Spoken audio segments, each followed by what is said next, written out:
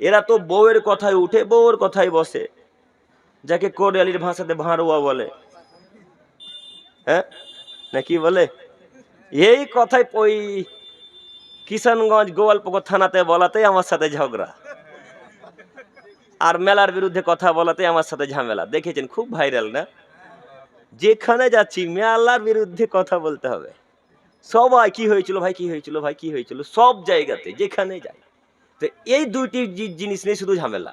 আমি বলেছি মেলা বসা হারাম, নারী পুরুষ একসাথে ঘুরে, তখন বলেছে আপনি কি দেখেছেন মহিলারা তার ছেলেরা গার্লফ্রেন্ডের হাত ধরে ঘুরেছে? এখন ধরা দেখতে হবে। তার মানে উনি বলতে চাচ্ছে হাত ছেড়ে ঘোরা যায়, তাই না? ওনার একটা বক্তব্য।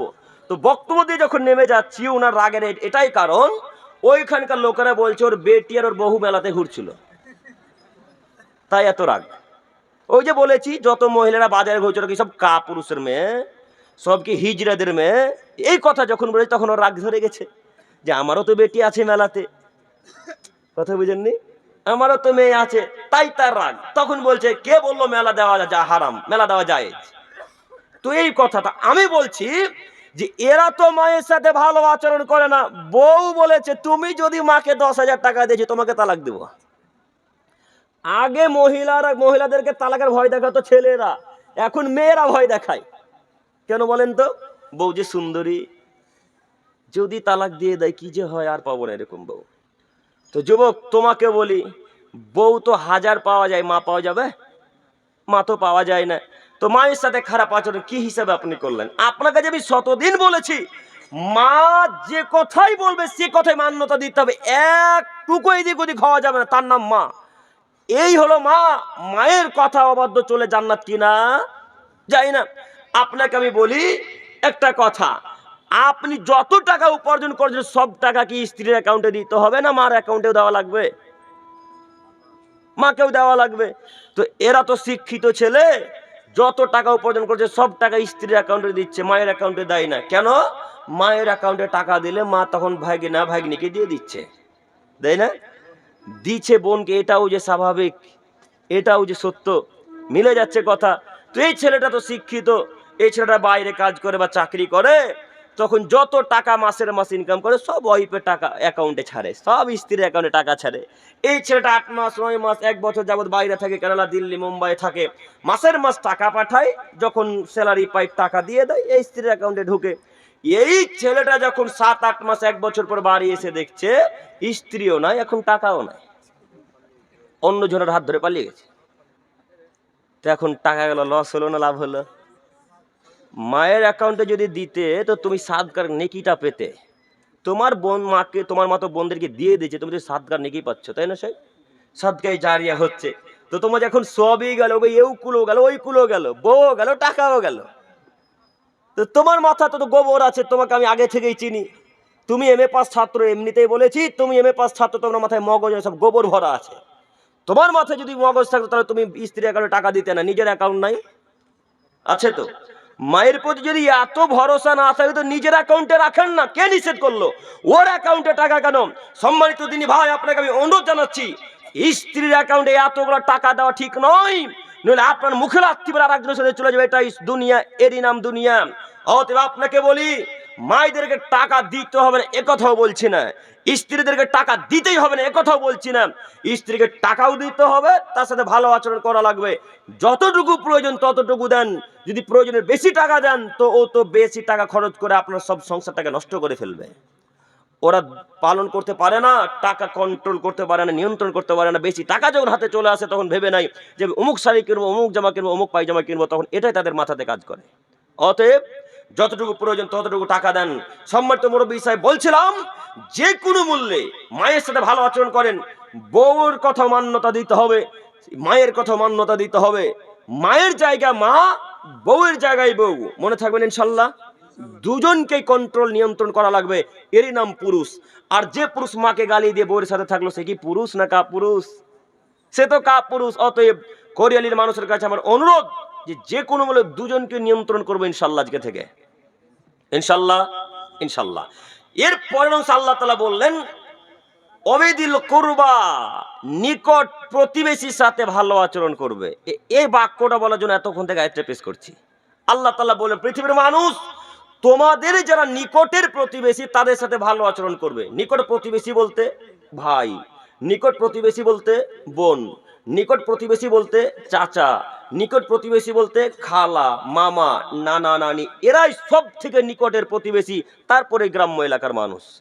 নিকট প্রতিবেশীর সাথে সম্পর্ক রাখা যত কঠিন, বাইরেকার লোকের সাথে সম্পর্ক রাখা তার চেয়ে আরো সহজ। নিজের প্রতিবেশী, নিজের ভাই বোনের সাথে সম্পর্ক রাখা যায় না, কিন্তু বন্ধুর সাথে সম্পর্ক ঠিকই করে আছে, নেই? নিজের ভাইয়ের সাথে সম্পর্ক রাখা অতীব কঠিন, খুব জটিল ও টাফ বিষয়, কিন্তু আপনার বাড়ি থেকে 10টা বাড়ি পরে ওই লোকটার সাথে সম্পর্ক ঠিকই আছে। এই জন্য আল্লাহ নবী, আল্লাহ তাআলা নিজে বললেন, নিকট প্রতিবেশীর সাথে আগে ভালো আচরণ করা লাগবে, তারপরে দূর প্রতিবেশী। আল্লাহ তাআলা প্রথমে বললেন অবিদিল কুরবা, নিকট প্রতিবেশীর সাথে ভালো আচরণ করো, তারপরে জুনুব, দূরের লোক। অতএব সম্মানিত মুরব্বী সাহেব, আপনাকে আমি বলি, ভাইয়ের সাথে সম্পর্ক আমরা রাখতে পারি না। কিভাবে রাখবেন? আপনার ভাই যে আসলে জমি জায়গা নিয়ে নিয়েছে, এখন রাখতে পারবেন সম্পর্ক? পারবেন না, খুব কঠিন বিষয়। যখন কেউ মার সামান্য 10,000 টাকা মেরে নেয়, তখন তো আমাদের আর সহ হয় না, সহ্য করতে পারি আমরা? তখন তো আমরা মেনে নিতে পারি না। তখন কত কোর্ট কাচারি, অফিস আদালত, সরদার কেসদের কাছে গিয়ে বিচার চাই। তো আপনার ভাই আপনার জমি জায়গা আসলেই দখল করেছে 2 বিঘা, এখন এই লোকটা জমি দিচ্ছে না, বা আপনাকে 2-3 থাপ্পড় মেরে দিয়েছে খুব জোরে। তো যেমনই 2-3 থাপ্পড় মারা, আপনি চলে গেছেন সরদারের কাছে। বিরক্ত লাগছে? একটু আমার দিকে চেয়ে থাকেন, গল্প করলে আমি কিন্তু শেষ করে দেব। একটু আমার দিকে তাকান। আপনার বড় ভাই বা ছোট ভাই খুব ধনী মানুষ, টাকা আছে, আল্লাহ দিয়েছে অগাধ টাকা, তো আপনাকে 2-3 থাপ্পড় লাগিয়ে দিয়েছে। 2-3 থাপ্পড় যেমনই লাগিয়ে দেওয়া, সঙ্গে সঙ্গে আপনি সর্দারের কাছে বিচার চাইতে চলে গেছেন। তো বিচার চাইতে গেছেন যখন, তখন সর্দার বলছেন, ভাই ভাই সম্পর্ক মিটমাট করে নে, ছাড়, বাদ দে, যা চলে যা, ভাই ভাই মিলে যা। আপনারা কিন্তু এ কথা সহ্য হলো না, যে না, আমার ভাই মারলো, আমি কিভাবে মানিনি? গ্রামে 10টা লোক মার খেতে আমাকে দেখেছে, আমার তো একটা স্ট্যাটাস আছে, একটা তো আমার অহংকার আছে, এটা আপনি মেনে নিতে পারছেন না। তখন উনি যখন আপনার কথাকে অমান্য করে দিল, তখন আপনি চলে গেলেন এমএলএ, এমপির কাছে। এমএলএ বললো, আরে যা ভাই ভাই বিচার করছিস কেন রে, যা মেনে নে না। তো আপনি তো ধৈর্য নেই, আপনার ধৈর্যশীল তো আপনি নন। যখন এমপি আপনার কথাকে নাকচ করে দিল, তখন আল্লাহকে এসে বলছেন, আল্লাহ, আমার ভাই আমাকে 2-3 থাপ্পড় মেরেছে, আমি তোমার উপর ধৈর্য ধারণ করলাম। এটা ধৈর্য হলো? আপনি বিচার করতে গেলেন, বিচার পেলেন না, এমপির কাছে বিচার চাইতে গেলেন, বিচার পেলেন না, যখন কেউ বিচার করে দিল না, তখন আল্লাহকে বলছেন, আল্লাহ তোমার উপর ধৈর্য ধারণ করলাম। এটা ধৈর্য হলো? এটা ধৈর্য নয়। যখন আপনার ভাই জমি দখল করে নিল, বা যখন আপনার ভাই আপনার গালে 2-3 থাপ্পড় মারলো, সঙ্গে সঙ্গে সুন্দর করে ওযু করেন, সুন্দর করে ওযু করে রবের দরবারে 2 রাকাত সালাত আদায় করে আল্লাহকে বলেন, আল্লাহ তোমার দরবারে বিচার ছেড়ে দিলাম, তোমার উপর ভরসা করলাম, তাওয়াক্কালতু আলাল্লাহ, তোমার উপর ভরসাকারী আমি, তুমি এর বিচার করিও। আল্লাহর উপরে এইভাবে যদি ভরসা করে থাকতেন, এর বিচার আল্লাহ একদিন একদিন করবেই করবে ইনশাআল্লাহ। সবার দরবারে ঘুরে ঘুরে যখন বিচার হলো না, তখন বলছেন, আল্লাহ তোমার উপর ধৈর্য ধারণ করলাম। এর নাম ধৈর্য নয়। অতএব ধৈর্য ফার্স্ট চান্সে করা লাগবে, তাহলে আল্লাহর পক্ষ থেকে সহযোগিতা আসবে ইনশাআল্লাহ। সম্মানিত মুরব্বী সাহেব, আপনাকে আমি এরপরেও বলি, ভাই জমি জায়গা নিবে কথাই চূড়ান্ত, কথাই ঠিক। কেন? আপনার ভাই শিক্ষিত মানুষ নয়, তাই বলে আপনি কেস করবেন এখন? হ্যাঁ, কেস করলে এই নেকিটা পরকালে আর মিলবে না। কথা আমি বুঝাতে পারি না। আচ্ছা, আপনাকে আমি আজকে গালি দিলাম, তো আপনি আমাকে গালি দিয়ে বসলেন, তো আপনি আর নেকিটা আমার কাছে পাবেন কিয়ামতের মাঠে কি? আর তো পাবেন না। যদি আমার গালিটা খেয়ে আপনি চুপ থেকে যেতেন, তাহলে পরকালে নেকিটা পেতেন। তো হিসাবটা ঠিক এইরকমই। অতএব যে কোনো মূল্যে ভাইয়ের প্রতি ওইভাবে থেকে আল্লাহর ধৈর্য ধারণ করে ভাইয়ের সাথে সম্পর্ক রাখতে হবে। এরপরেও এটা আল্লাহর বাণী, কথা মুহাম্মদ সাল্লাল্লাহু আলাইহি ওয়াসাল্লাম বলেন। অতএব যে কোনো মূল্যে আমি আমার এলাকার মানুষকে, এই গ্রামের মানুষকে অনুরোধ করে বলতে চাচ্ছি, যে কোনো মূল্যে আমরা পাড়া প্রতিবেশীর সাথে ভালো আচরণ করবই, কথা ঠিক, যেমন তেমন ভাই বোনের সাথেও ভালো আচরণ করবো ইনশাল্লাহ। সাথে সাথে আরো একটি কথা, যদি মাদ্রাসা বা মসজিদের কোন এমন জায়গা থাকে যে আপনার জোরপূর্বক দখল করে আছেন, বা যারা দান করেছে এখন দিতে চাইছে না, এদেরকে ফিরিয়ে দিতে হবে। বুঝতে পারেননি কথা? ভাই কথা বুঝতে পারেন না? মনে করেন যে কেউ দখল করে আছে মসজিদের জায়গা হিসেবে বা গোরস্থানের জায়গা হিসেবে, এরা এখন দিতে চাইছে না, এখন কি করা লাগবে? এখন ফিরিয়ে দিতে হবে যে কোনো মূল্যে। এই কথা মাথায় রাখবেন সম্মানিত মুরব্বী সাহেব। এরপরের হাদিস, আবু হুরায়রা রাদিয়াল্লাহু তাআলা আনহু বলেন, রাসূল সাল্লাল্লাহু আলাইহি সাল্লাম বলেছেন, মান কানা ইউমিনু বিল্লাহি ওয়াল ইয়াউমিল আখির, পৃথিবীর মানুষ তোমরা যারা আল্লাহকে বিশ্বাস করো, তোমরা যারা পরকালকে বিশ্বাস করো, তোমাদেরকে বলছি তোমরা শোনো, ফালা ইউজি জারাহু, তোমরা তোমাদের প্রতিবেশীর সাথে ভালো আচরণ করবে। সম্মানিত মুরব্বী সাহেব, বক্তব্য বাক্য মিলাবার চেষ্টা করেন, আমাদের বিষয় শুধু অধিকার হক, তাই বারবার প্রতিবেশীর হাদিস আসবে, আয়াত আসবে, এ কথা মিলাবার চেষ্টা করবেন। আল্লাহ নবী বললেন, তোমরা যারা আল্লাহকে মানো, তোমরা যারা কিয়ামতের মাঠকে বিশ্বাস করেছো, আখিরাতকে মেনে নিয়েছো, তোমাদেরকে বলছি তোমরা শোনো, ফালা ইউজি জারাহু, তোমরা তোমাদের প্রতিবেশীকে দুঃখ কষ্ট দিবে না।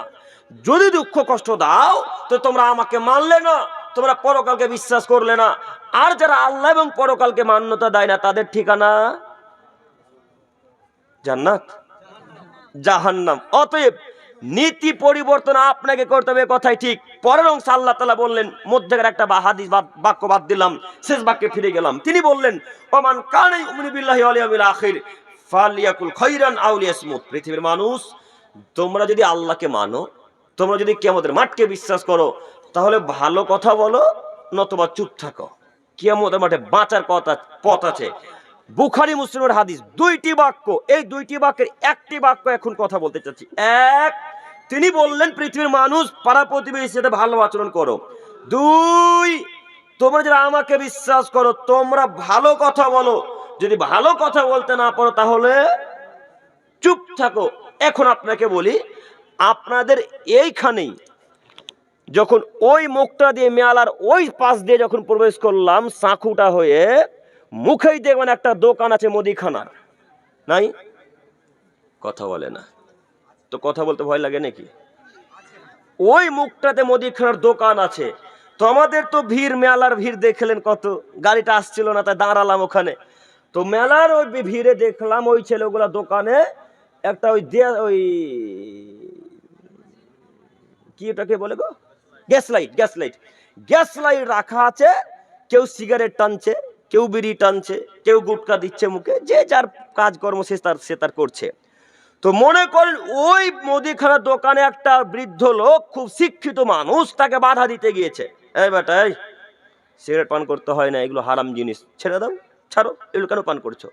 তখন চট করে আর একটা লোক পাশ থেকে উঠে গিয়ে বলছে, কে বলো সিগারেট পান করতে নেই, বিড়ি পান করতে হয় না, আমরা তো হুজুরের মুখে শুনেছি বিড়ি খাওয়া মাকরুহ। এই কথা আর একটা লোক বলল। তো আমাদের নবী বললেন, যদি ভালো কথা বলতে পারো তো বলো, নইলে মুখকে বন্ধ রাখো, কিয়ামতের মাঠে বাঁচার পথ আছে। ও মুরব্বী সাহেব, ওই জায়গাটা আপনি মাকরুহ বললেন কেন? কে বলল মাকরুহ? কেন বললেন? আপনি হক কথা বলতে পারেন না, তার অর্থ কি আপনি চুপ থাকবেন না? আপনি কথা বলে যাবেন, জি না, এটা শরীয়ত নয়। আপনাকে ওখানে বলা উচিত ছিল, হ্যাঁ আরে এ দাদু তো ঠিকই বললো রে, বিড়ি খাওয়া হারাম, বিড়ি খেতে হয় না। এই কথা যদি বলতে নাও পারতেন, তো আল্লাহ নবী আপনাকে মুখ বন্ধ করতে বললেন। মুখ বন্ধ করলেন না কেন? এই জন্য মুখ বন্ধ করলেন না যে আপনিও বিড়ি খোর, তাই হ্যাঁ, আপনিও গুটকা খোর, তাই আপনিও জর্দা পান খান, তাই আপনি মুখ বন্ধ করতে পারলেন না। নইলে একটা বৃদ্ধ লোক আর একটা 10-20 বছরের যুবককে বাধা দিচ্ছে, ওর পক্ষ থেকে সাপোর্ট না করে যুবকের পক্ষ থেকে সাপোর্ট কি হিসেবে করে আমরা তো বুঝতে পারলাম না। না কোরেলির মানুষ মনে করেছে বিড়ি খাওয়া হালাল, মাকরুহ, হারাম। হারাম যদি মনে করলেন, তো আমি যদি কোরিয়ালি নতুন টোলা এই গ্রামের মানুষের পকেট এখন চেক করতে, এখনো বিড়িগুলো গুটকা পাবো? হ্যাঁ হ্যাঁ, পাওয়া যাবে না ভাই? না না, সব ফেরেশতা, তো সব একবারে বিড়িগুলোর মুখে লাথি মেরে আজকে এসেছে। আচ্ছা, আপনারা এমন একটা আয়াত বা নুসখা বা হাদিস বা কোন সাহাবীদের কল বা ইমামদের কল এটা দেখাতে পারবেন বা পেয়েছেন যে এটাকে ভিত্তি করে আমরা বিড়ি খাচ্ছি? কেউ একজন পারবেন দেখাতে? কেউ যদি একজন দেখাতে পারেন, তা আমিও আজকে রাত্রে বা গাড়ির উপর বিড়ি খাবো ইনশাল্লাহ। পারবেন না? পারবেন না? কেউ পারবেন না। এ কথাই বোঝা যাচ্ছে যে কেউ যেমন প্রমাণ করতে পারবে না তেমন এটা হারাম, একেবারে হারাম, চূড়ান্ত হারাম। এরপরও মানুষের পকেটে বিড়ি থাকে, তো আপনি বিড়ি পান করছেন কেন? আপনি কি মুসলিম নন? আপনি কি ইহুদি? আপনি কেন নেশাদার দ্রব্য পান করেন? আপনি কি মুসলিম নন? আপনি কি ইহুদি? আপনি কি খ্রিস্টান? খ্রিস্টানরা নেশাদার দ্রব্য খায়, পান করে। এই গ্রামের হাজারো মানুষ নেশাদার দ্রব্য পান করে, এই গ্রামের হাজারো মানুষ মদ পান করে। আমরা এলাকার মানুষ মনে করেছি কাউন্টারে যেটা মদ বিক্রি হয় সেটাই মদ, বিড়ি গুলগুটকাকে আমরা মদ মনে করি না। তাই তো প্রায় কোরিয়ালির মানুষের বুক পকেটে বিড়ি আছে, প্রায় কোরিয়ালির মানুষের লঙ্গির বরিন্দাতে গুল আছে। তাই তো প্রায় মানুষ রাস্তাতে আজকেও মদ পান করে, দারু পান করে, রাস্তাতে জেডি পান করে। এরা সব মুসলমানের বাচ্চা। আবার এরাই সকাল বেলায় চায়ের দোকানে গিয়ে বলবে যে ফিলিস্তিনকে বাঁচাতে হবে। এরাই বলবে। এরাই চায়ের দোকানে বা কোনো এক জায়গায় 10টা 5টা 10টা 15টা যুবক বসে আছে, এক জায়গায় বসে বলবে, রে গাজার মানুষকে মেরে দিল রে, গাজার মানুষের পক্ষে একটু লড়তে হবে। এবারটা বিড়ি খেয়ে জিহাদ করবে। হ্যাঁ, ও গুল খেয়ে জিহাদ করবে। এর নীতি যে কত খারাপ! এই বিড়ি খোরের জিহাদ কিসের আওয়া? যার নামাজ নেই তার জিহাদ আছে? জি, যার নামাজ নেই তার কোনো ইবাদত আছে?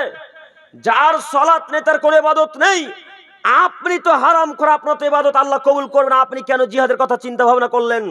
আপনাকে আমি অনুরোধ করে বলে যাচ্ছি, আজকে নীতি পরিবর্তন করেন। যদি নীতি পরিবর্তন করতে না পারেন তো মুখকে বন্ধ রাখেন, কিয়ামতের মাঠে বাঁচার পথ আছে ইনশাআল্লাহ, কিয়ামতের মাঠে বেঁচে যাবেন। আর যদি মুখ খোলেন তো ভালো কথা বলতে হবে। আজকে থেকে মুখ খুলে ভালো কথা বলতে পারবেন ইনশাআল্লাহ? পারবো ইনশাআল্লাহ। যে কোনো মূল্যে ভালো কথা বলার চেষ্টা করতে হবে, নইলে এহকালে নষ্ট, পরকালে নষ্ট। এহকালে নষ্ট কি? এহকালে যদি হারাম খাদ্য খান, যতবার আল্লাহকে ডাকবেন আল্লাহ আপনার ডাকে সাড়া দিবে না। এখন যে নীতিতে, যে হিসাবে, যে পরিস্থিতিতে বর্তমান বসে আছেন, এখন সকলেই বলেন তো দেখি, এই বসাটা কি মুহাম্মদ সাল্লাল্লাহু আলাইহি সাল্লামের নীতিতে বসে আছেন? জি, কথা মনে হয় বুঝাতে পারলাম না। যেভাবে এখন বসে আছেন, এই জায়গাটা ফাঁকা, তারপর 2-4 জন, তারপরে ফাঁকা, পিছনে দাঁড়িয়ে আছে ওই ভাইয়েরা। তো এখন যেইভাবে বসে আছেন, এটা কি মুহাম্মদ সাল্লাল্লাহু আলাইহি সাল্লামের দেওয়া পদ্ধতিতে বসে আছেন না নিজের পদ্ধতি হিসেবে আছেন? নিজের পদ্ধতি হিসাবে। তো এটা কার মঞ্চ? হ্যাঁ, আজকে আমরা এখানে কিসের জন্য এসেছি? হাদিস কোরআন শোনার জন্যে। তো বসাটাই যদি মুহাম্মদ সাল্লাল্লাহু আলাইহি সাল্লামের নীতিতে না হয়, তাহলে আপনি তার কথা অনুযায়ী হাদিস কোরআন মানতে পারবেন? জি, পারবেন না। আগে বসতে হবে তার পদ্ধতিতে, তার নীতিতে চলতে হবে, তাহলে আপনি হাদিস কোরআন মানতে হবে। আপনারা যিনারা দাঁড়িয়ে আছেন, আবার দাওয়াত দিব আমি নাকি? আর একবার দাওয়াত দিব? বসতে বলার কথা বললেই ওইদিকে হাঁটতে শুরু করবে। এদের পায়ে যে কিসের স্প্রিং লাগা আছে তো আল্লাহই জানে। সামনে এসে বসা যায় না ভাই? এই ভাই রে, তোমাদেরকে বলছি, তোমরা যারা গেটের সম্মুখটাতে দাঁড়িয়ে আছো তোমাদেরকে বলছি, সামনে এসে বসা যায় না? এতক্ষণ মেলাতে মেয়েদের ধাক্কা মেরে এসে পেট শান্তি হয়নি? বোকা ছেলে, এখনো দাঁড়িয়ে থাকতে হবে? বিদ্যা বুদ্ধি তো একটু থাকা উচিত না? সব বিদ্যা কোরিয়ালি বাজারে বিক্রি করে খেলেন। সামনে বসুন, আমি আপনার দিনী ভাই, আপনারা আমি অনুরোধ করছি, আপনাকে আমি যে কোনো মূল্যেই সামনে আসা দেখতে চাচ্ছি। আপনি এসে সামনে জায়গায় বসে পড়ুন। এক মাইকম্যান কই? মাইকম্যান ভাই, আপনি কোথায় আছেন? একটু আসুন। সাউন্ড আপনি কি বাড়াতে পারবেন? আপনি পারবেন? মাইকম্যান ভাই ফোন করেন তো মাইকম্যানকে। মাইকম্যান ভাই, আপনি যেখানে থাকুন না, যদি ঘুমিয়েও থাকেন তো একটু আসুন, এসে সাউন্ডটা ক্লিয়ার করে যান, একটু বাড়িয়ে যান। 1 2 আমি যতক্ষণ কথা বলবো আপনারা একটু আমার সাথে কথা বলবেন ইনশাআল্লাহ। ইনশাআল্লাহ। এ কথা সামনে রেখে আপনাদেরকে আবার আমি বলতে চাচ্ছি যে যতক্ষণ এখানে বসে থাকবেন ইনশাআল্লাহ কোরআন এবং হাদিস অনুযায়ী কথা চলবে, এটা আমি আশাবাদী।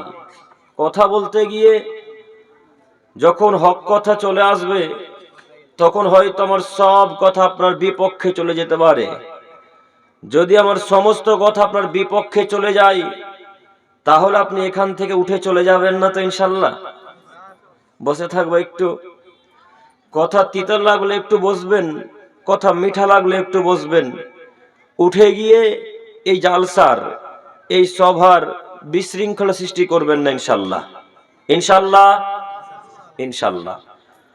আমি বলতে চাচ্ছিলাম আমাদের হক পাড়া প্রতিবেশীর অধিকার বা পাড়া প্রতিবেশীর সাথে ভালো আচরণ করা।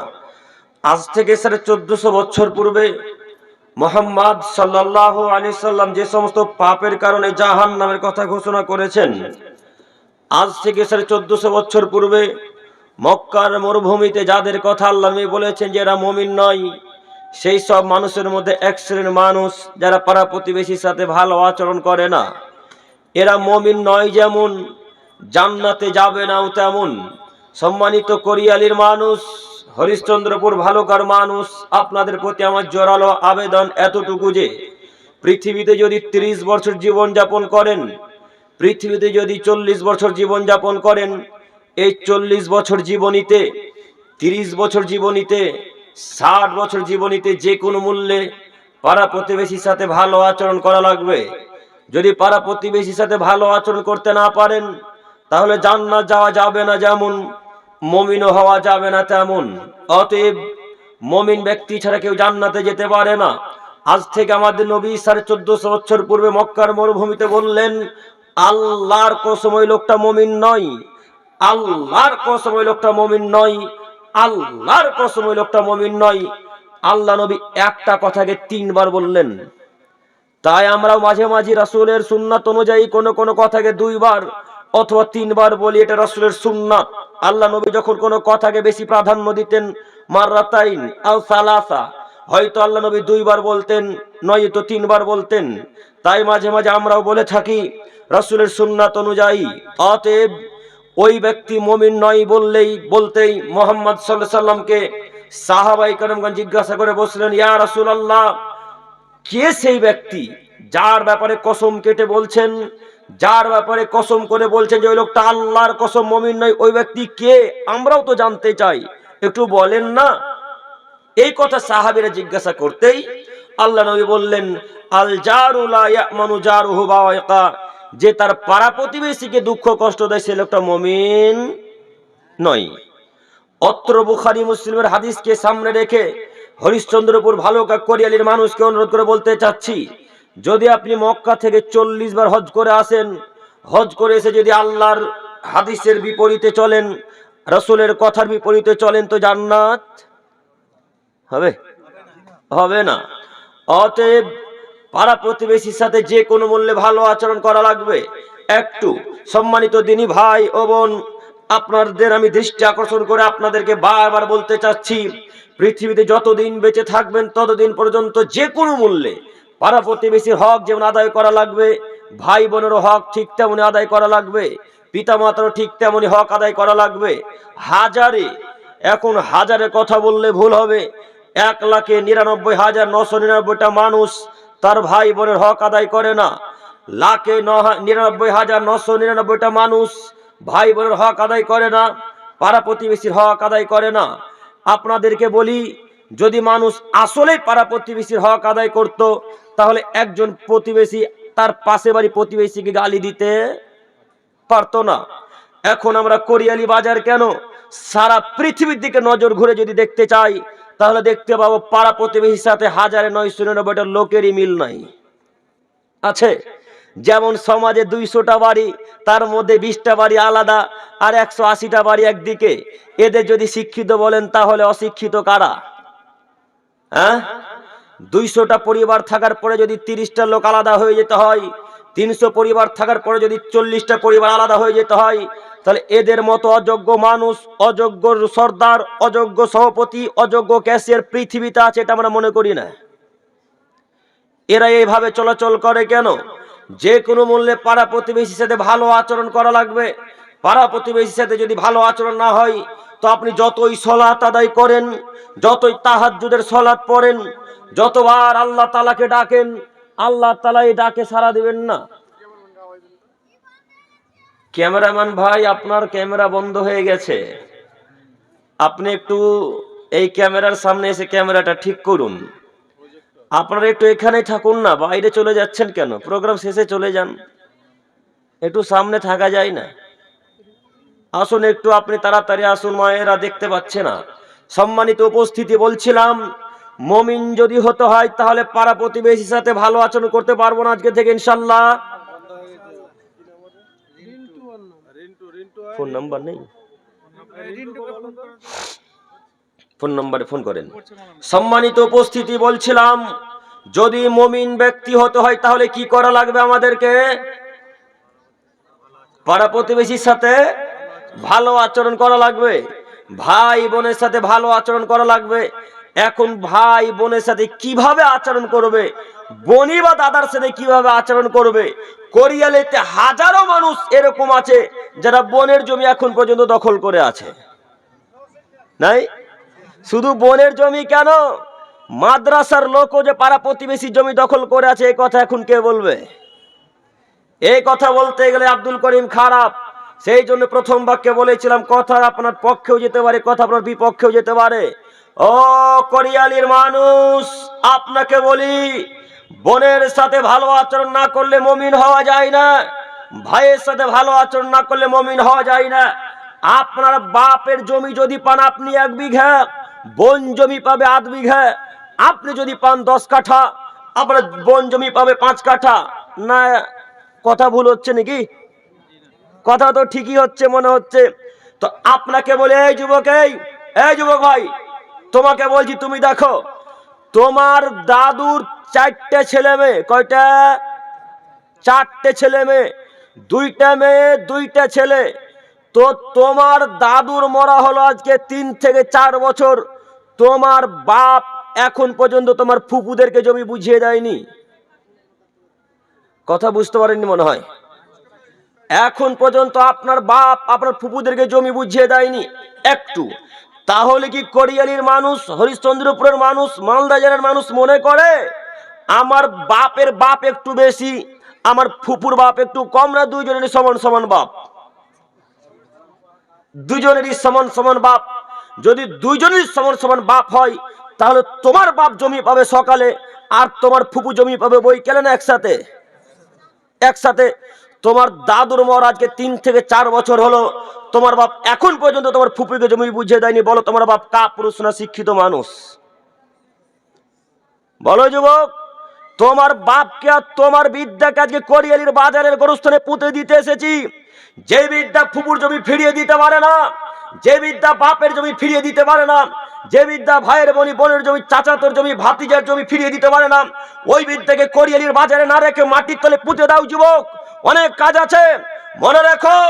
মুহাম্মদ সাল্লাল্লাহু আলাইহি সাল্লাম বলেছেন, কাতাবাল্লাহু মাকাদিরাল খলায়েক ক্বাবলা ইয়াখলুকাস সামাওয়াতি মিন 50 আরজাল ফাসানা। হে আদমের ছেলে মেয়ে শোনো, আমি আল্লাহ সুবহানাহু ওয়া তাআলা যখন এই আসমান জমিন সৃষ্টি করিনি, তার 50,000 বছর পূর্বে আমি আল্লাহ তাআলা প্রত্যেকটা জিনের, প্রত্যেকটা মানুষের, প্রত্যেকটা প্রাণীর ভাগ্য লিখেছি। সেই দিন আমি আল্লাহ তাআলা লিখে দিয়েছি কোরিয়ালের মানুষ কি করবে। সেই দিন আমি আল্লাহ লিখে দিয়েছি কোরিয়ালের মানুষের কত বিঘা জমি থাকবে। সেই দিন ভাগ্যে লিখেছেন আল্লাহ। যদি তোমার ভাগ্যে লেখা থাকে যে তোমাদের 2 বিঘা জমি, 4 বিঘা জমি 4 বিঘাই থাকবে, তো কোনো মায়ের বেটার 4 বিঘা থেকে কমাতে পারবে না। বুখারী মুসলিম। আর সেই দিন যদি লেখা থাকে এদের 5 কাঠা জমির বেশি আর বাড়বে না, কোনো মায়ের বেটা বাড়াতে পারবে? আর পারবে না। বলো যুবক, তোমার বাপ এখন পর্যন্ত তোমার দাদু, তোমার ফুপুকে জমি বুঝিয়ে দেয়নি কেন? তোমার বাপ তোমার দাদুকে মাটি দিয়ে যদি আসে জোহরে, জমি জায়গা ভাগ হবে আসরে। যদি তোমার দাদুকে মাটি দেয় আসরে, জমি জায়গা ভাগ হবে মাগরিবে। যদি তোমার দাদুকে মাটি দেয় মাগরিবে, জমি জায়গা ভাগ হবে এসাতে। এটাই শরীয়ত, এটাই নিয়ম। তোমার দাদু জীবিত অবস্থায় ভাগ করে গেছে, তোমার দাদু ভুল করেছে। তোমাকে বলে যাচ্ছি, বাপকে বল, আব্বু ভাগ্যে যদি ভিক্ষা করা থাকে ভিক্ষা করে খাবো কোরিয়ালির বাজারে, কিন্তু ফুপুর জমি নিজের কাছে রেখে খাবো না ইনশাল্লাহ। পারবেন না বলতে? এই যুবক ভাইরাই, তোমাদেরকে বলছি, তুমি রে মনে রেখো যুবক, তোমার বাপ তোমার ফুপুর জমি এখন পর্যন্ত নিজের কাছে রেখেছে।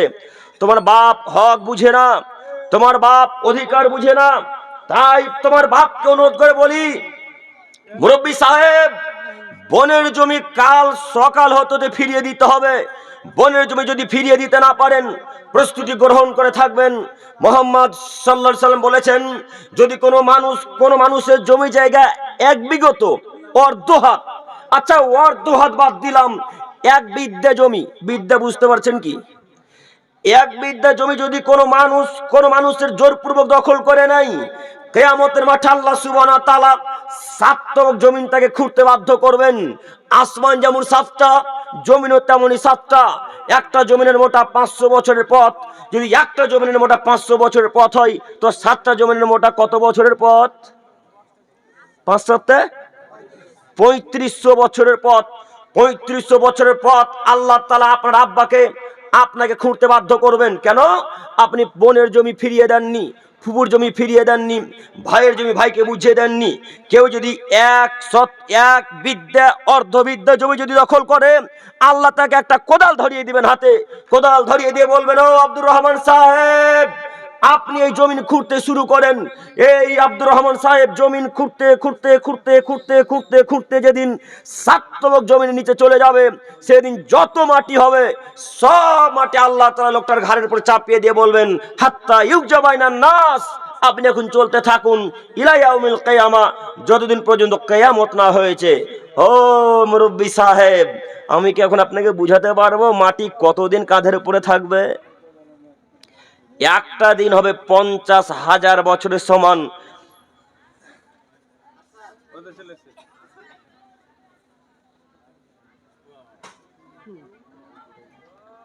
এইভাবে বারবার ডিস্টার্ব হলে হয়। তার ছুটে ছিল রেন্ডুদা কে মোর ছিল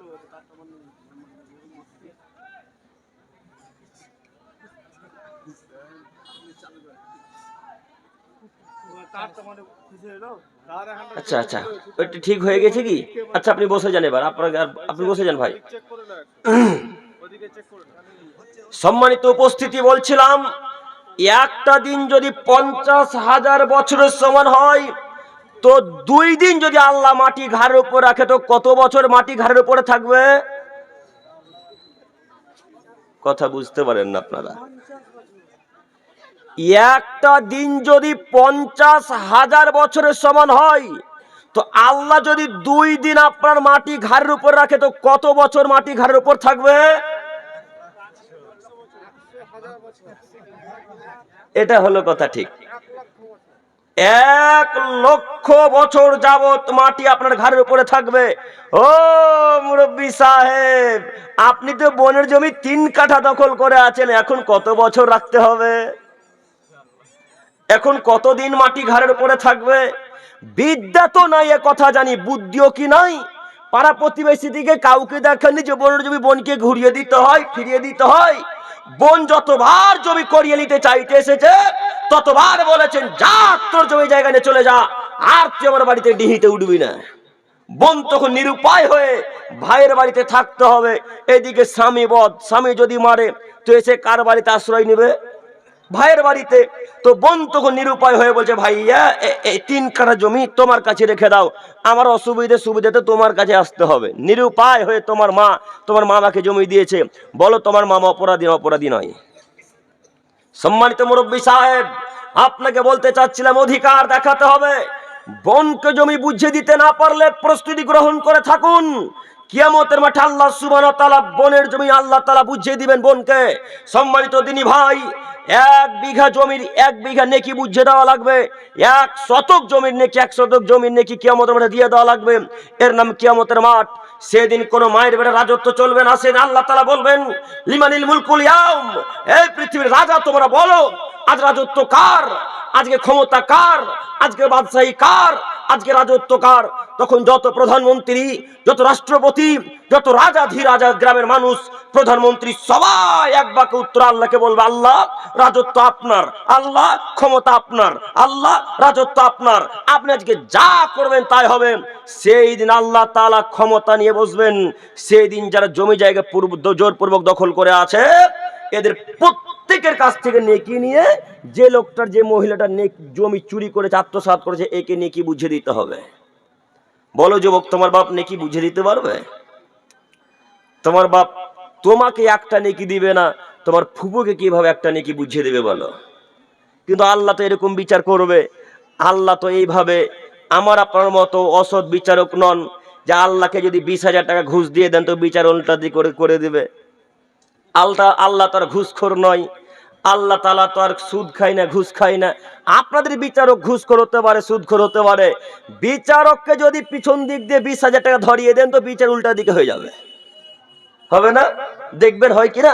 আল্লাহ বলছেন, ও নাদাউল মাওয়াজিনাল কিসতা লিয়াউমিল কিয়ামা ফালা তুযলামু নাফসুন শাইয়্যা। পৃথিবীর মানুষ শোনো, আজ আমি আল্লাহ তাআলা তোমাদের প্রত্যেকের ন্যায় বিচার করব।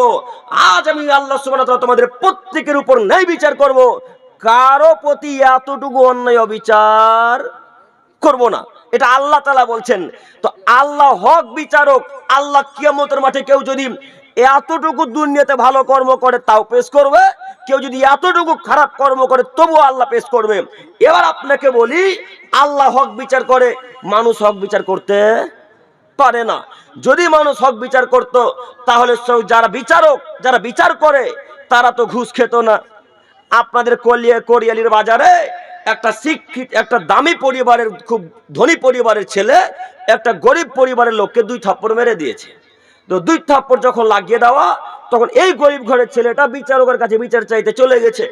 তো বিচার চাইতে যখন গিয়েছে, তখন ইনাকে বলছে, আমাকে অমুক ছেলে অমুকের বেটা মেরেছে, তো আপনি এর বিচার করে দেন। এর বাপ কিন্তু আগে 10,000 টাকা ধরিয়ে দিয়েছে হাতে। তখন বলছে, কি বিচার করবি, শুধু কেস কাচারি করবি, যা বাড়ি চলে যা। এদিকে কিন্তু আগে মারলো, চলে এসেছে। এই বিচার এখন প্রায় এলাকাতে ঘটে না, মনে হয় না ঘটে? প্রায় জায়গাতে যে আসল অপরাধী তাকে অপরাধী করা হয় না, যে নির্দোষ তাকে দোষী প্রমাণ করা হয়। কিন্তু আল্লাহ এরকম বিচার করবে না। সম্মানিত বিচারকগণ, আপনাদেরকে অনুরোধ করে বলি, বিচার করার পূর্বে শরীয়ত জানতে হয়। বিচার করার পূর্বে হাদিস কোরআনকে শিখতে হয়। হাদিস কোরআনে কি বলছে সেটা মান্যতা দিতে হয়। যদি বিচার আল্লাহ এবং তার রাসূলের বিপরীতে চলে যায়, যদি বিচার আল্লাহ এবং তার রাসূলের বিপরীতে চলে যায়, তো ফলাফল জাহান্নাম। অতএব বিচারককে যে কোনো মূল্যে চিন্তা ভাবনা করে বিচার করতে হবে। সম্মানিত উপস্থিতি, সম্মানিত দিনী ভাই বোন, বলছিলাম যে কোনো মূল্যে পাড়া প্রতিবেশীর সাথে সদাচরণ, নম্র আচরণ করা লাগবে। ভাই বোনের সাথে ভালো আচরণ করতে হবে। কিন্তু দুঃখের বিষয় হলো এই যে আমরা অধিকাংশ মানুষ বোনের জমি বোনকে বুঝিয়ে দিতে পারলাম না। আপনার বোনের জমি এখন পর্যন্ত বুঝিয়ে দিয়েছেন এই কোরিয়ালির বাজারের মানুষ কে কে বুঝিয়ে দিয়েছেন? হাত তুলেন তো। তুলবেন না? সবাই দিয়েছেন না? সবাই দিয়েছে বোনকে জমি গো। সব ফেরেশতা বসে আছে, কেউ বোনের জমি খায়নি। খোঁজ খবর নিয়ে দেখা যাচ্ছে প্রায় লোকই বোনের জমি আত্মসাৎ করে আছে, তাই না? আপনাকে আমি আর বুঝাতে পারি না। কেন? আপনার শরীরে এখন রক্ত আছে। যেদিন শরীর থেকে রক্ত চলে যাবে, যেদিন শ্বাস প্রশ্বাস আর চলবে না, সেদিন বোঝা যাবে ক্ষমতা কি জিনিস। সেদিন বোঝা যাবে দাপট কাকে বলে, সেদিন বোঝা যাবে ক্ষমতা কাকে বলে। এখন আপনাকে বুঝাতে পারবো না। কেন? আপনার এখন পার্টির জোর আছে, ক্ষমতা আছে, রক্তের জোর আছে, বংশের জোর আছে, দলীয় দাপট আছে, তাই আপনাকে বোঝাতে সম্ভব নয়। তবে মনে রাখেন, যেদিন এহকাল ছেলে পরকালে চলে যাবেন, সেই দিন বোঝা যাবে ক্ষমতা কি জিনিস। তার আগে বোঝানো সম্ভব নয়। সম্মানিত মুরব্বী সাহেব, বলছিলাম আজকে এই মঞ্চে তওবা করে উঠবো যে আল্লাহ, কাল সকাল হতে হতে বোনের জমি ফিরিয়ে দেবো ইনশাল্লাহ। পারবো না? না, পারবে না। কোরিয়ালি ভালুকার রোডের পাশে জমি আছে, কিভাবে ফিরিয়ে দিবে এখন গো? ওই জমির দাম এখন 3 লক্ষ টাকা। এখন 3 লক্ষ টাকা বোনকে দিবে ফিরিয়ে? 20 লক্ষ টাকা শতক না? তো 20 লক্ষ টাকা শতক বোন কেমন এখন ফিরিয়ে দিবে? এত এত ইমানদার মানুষ আছে এলাকায়, এ তো দিবে না। বোনকে বুঝিয়ে বাজিয়ে বলে 10,000 টাকা নিয়ে ছেড়ে দে, এটা বিচার হলো? এটা তো বিচার হলো না। তো তোমার বাব্বাটাকে যে শতদিন বলেছি যে ফুপুর টাকার পর যদি এত লোভ থাকে, বাব্বাটা ভালুকার স্টেশনে ভিক্ষা করিও। তোমরা বাব্বাটা কথা বুঝো না? তোমাদের বাব্বাটাকে বলেছি যদি ভালুকার স্টেশনে ভিক্ষা করতে লজ্জা লাগে তো মালদা স্টেশন চলে যাও বেটা। মালদা স্টেশনে যদি ভিক্ষা করতে লজ্জা লাগে তো শিয়ালদা চলে যাও। শিয়ালদাতে হাজার হাজার মানুষ, ভারতবর্ষের সব থেকে বড় স্টেশন জনসংখ্যার দিক দিয়ে, মানুষের দিক দিয়ে, সেই স্টেশনের নাম কি? শিয়ালদা। এত বড় শিয়ালদাতে যত লোক আটে ভারতবর্ষের কোন জায়গাতে এত লোক একসাথে আটে না। ওইখানে ভিক্ষা করতে বসো, হাজার হাজার লোক টাকা দিবেন। ওইখানে ভিক্ষা করে করে করে করে করে করে করে করে করে যেদিন 20 লক্ষ টাকা হবে, সেদিন বাপ বেটা কলকাতা থেকে এসে করিয়ালি বাজারে কোনো জায়গাতে জমি কিনে তারপরে বাড়ি ঢুকিও। ফুপুর জমি নিজের কাছে রেখো না। ভিক্ষা করে জমি কিনে বেটা বাঁচার পথ আছে কিয়ামতের মাঠে, কিন্তু ফুপুর জমি নিজের কাছে রেখে বাঁচার পথ নেই। দেখি কোন মায়ের বেটা বলেছে ফুপুর জমি নিজের কাছে রেখে জান্নাত যাবে? অসম্ভব, কখনো নয়। এই লোকটা যদি মক্কা কাবা শরীফে গিয়ে ভিক্ষা চাই, এর পাপ ক্ষমা হবে না।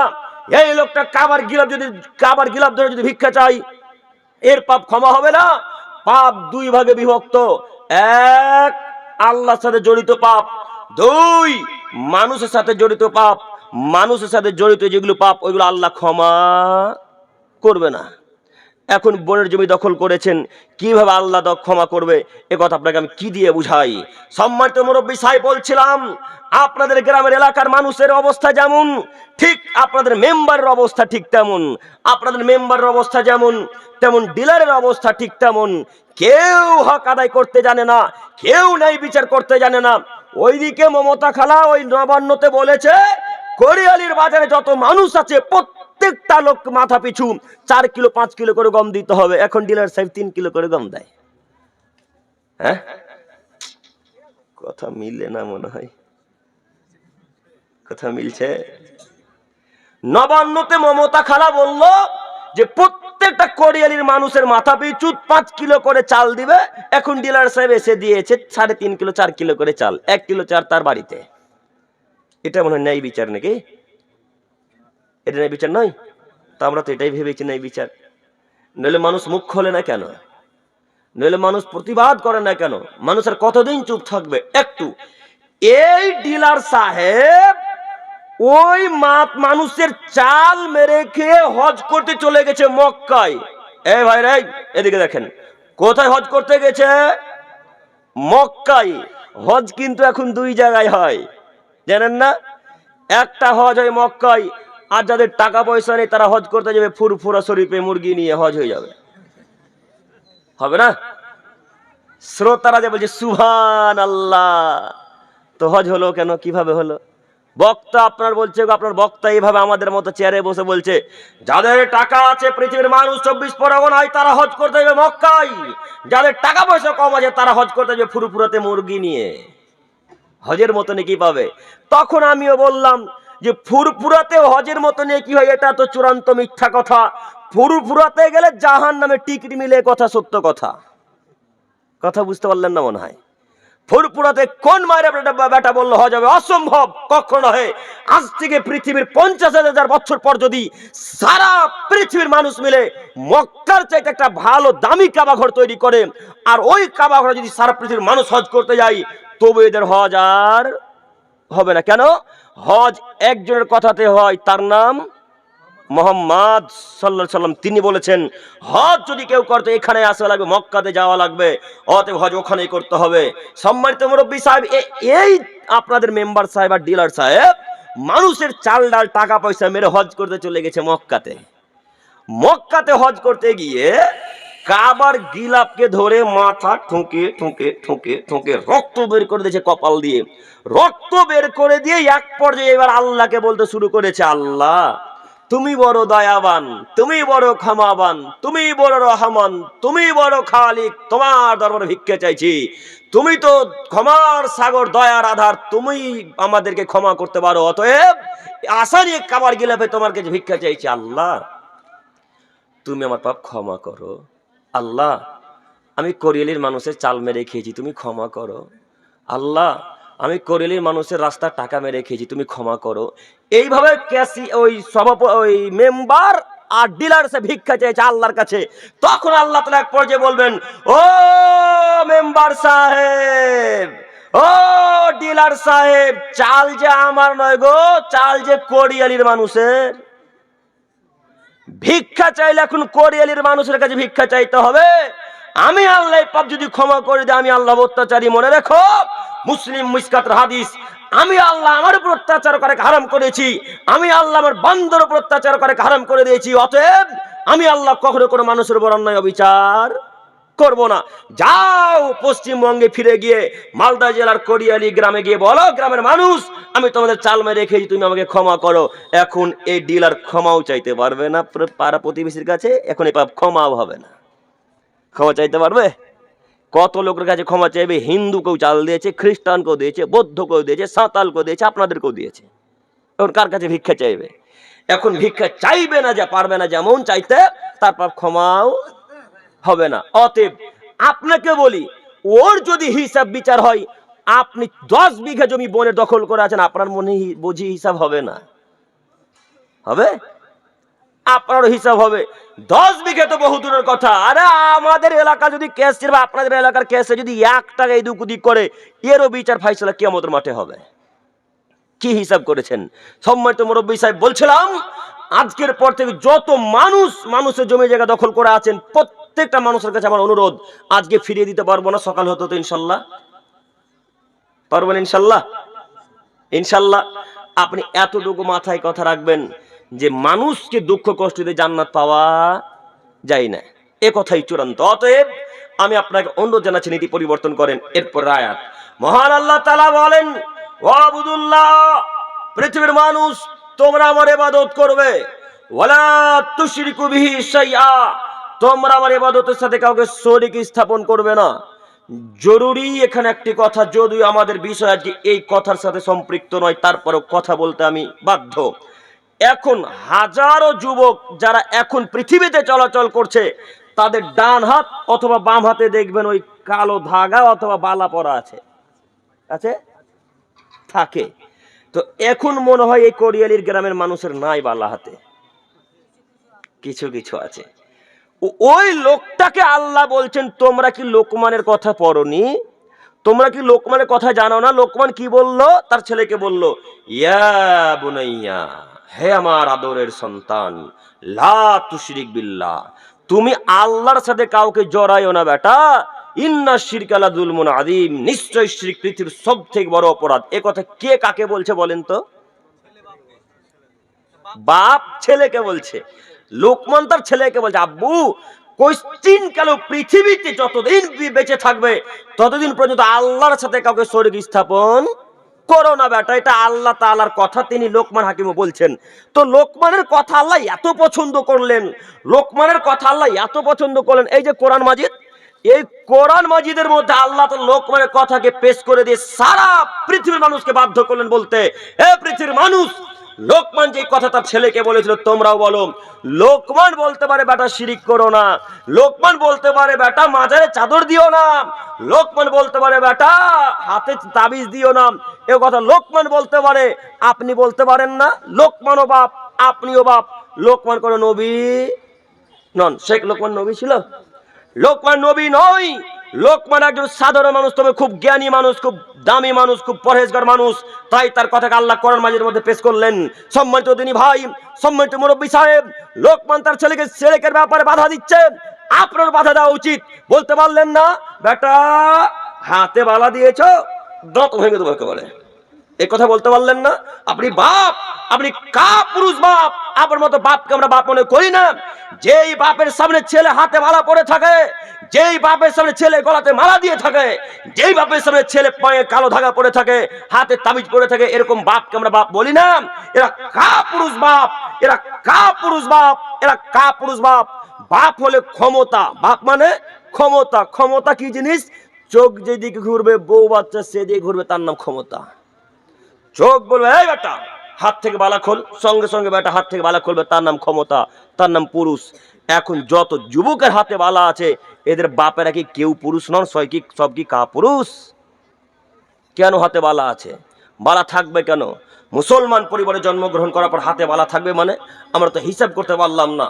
সম্মানিত মুরব্বী সাহেব বলছিলাম, আল্লাহ বললেন ওয়ালা তুশরিকু বিহি শাইয়্যা, আমার ইবাদতের সাথে কাউকে জড়ায়ও না। আচ্ছা, কবজিতে ব্যথা করছে, তো ব্যথা করা ভালো মালিক, ব্যথা ভালো করা মালিক কে? আল্লাহ। তো আপনার ছেলে যে বলছে কালো ধাগা বাঁধলে ব্যথা ঠিক হয়ে যাবে, তো এখন আপনার ছেলে ধাগাকে বা ভালো করার মালিক ভাবলো না? তো আপনার ছেলে এখন তো মুশরিক, শিরক করলো। আপনার ছেলেকে ভিক্ষা চাইতে হবে যে কোনো মূল্যে। এই বাক্য এদিকে ছেড়ে দিলাম। 3, ওয়াবিল ওয়ালিদাইনি ইহসানা, তোমরা তোমাদের পিতা মাতার সাথে ভালো আচরণ করবে। কে পিতা মাতার সাথে ভালো আচরণ করে? কে যে করে আমরা ভেবে পাই না। আর পরকালে আল্লাহ আপনাকে জাহান্নামে দিবে। কিভাবে? আবু বকর সিদ্দিক রাদিয়াল্লাহু তাআলা আনহু বলেন, রাসূল সাল্লাল্লাহু আলাইহি সাল্লাম বলেছেন, লা ইয়াদখুল জান্নাতা জাসাদুন গুযিয়া বিল হারাম, ওই দেহ জান্নাতে যাবে না যেই দেহ হারাম দ্বারা প্রতিপালিত হয়েছে, যেই দেহ হারাম খাদ্য খেয়ে তৈরি হয়েছে, যেই দেহ হারামের টাকা দিয়ে মোটা হয়েছে, বড় হয়েছে, ওই দেহ জান্নাতে যাবে না। তো এখন কোনটা দেহ হারাম ছাড়া তৈরি? এখন তো কোরিয়ালির বাজারেও বন্ধন চলে, হরিশ্চন্দ্রপুরেও চলে, ভালুকতেও চলে, গোটা ভারতবর্ষ, মুর্শিদাবাদ, জঙ্গিপুর সব জায়গাতেই চলে। তো কে এখন হারাম থেকে বেঁচে আছে? কোরিয়ালিতে বন্ধন চলে না মনে হয়? চলে লাইন দিয়ে। তো এখন কে তাহলে হারাম থেকে বেঁচে থাকলো? কথা কি বুঝে আসছে না? আপনারা মনে করেছেন বন্ধন জায়েজ? বন্ধন সুদ নয় না ভাই? বন্ধনটা সুদ? আমরা তো ভেবেছিলাম বন্ধন সুদ নয়। আপনার নাম কি? হ্যাঁ, নাজিবুল। একটু আমার দিকে দেখেন তো সবাই, আমার দিকে দেখেন। এই ভাইয়ের নাম নাজিবুল, এই ভাইয়ের আর একটা নাম হচ্ছে আব্দুল খালেক। আর একটা নাম কি? আব্দুল খালেক। তো যেটাই নাজিবুল সেটাই কে? হ্যাঁ, আব্দুল খালেক। তো যেটাই সুদ ওটাই বন্ধন, যেটাই সুদ ওটাই লোন, যেটাই সুদ ওটাই স্বর্ণ জয়ন্তী। না কি বলেন আপনাদের এলাকাতে মাসে মাসে মহিলারা টাকা দিতে যায়? স্বর্ণ জয়ন্তী তো। যেটাই সুদ সেটাই স্বর্ণ জয়ন্তী। একটাই জিনিস নাম পরিবর্তন করেছে ইহুদি খ্রিস্টানের বাচ্চারা। আল্লাহর নবী নাম দিলেন সুদ, ইহুদি খ্রিস্টান ও বেধর্মীরা নাম দিল বন্ধন। আল্লাহ নবী নাম দিলেন সুদ, ইহুদি খ্রিস্টান অশিক্ষিত বাচ্চারা নাম দিল লোন।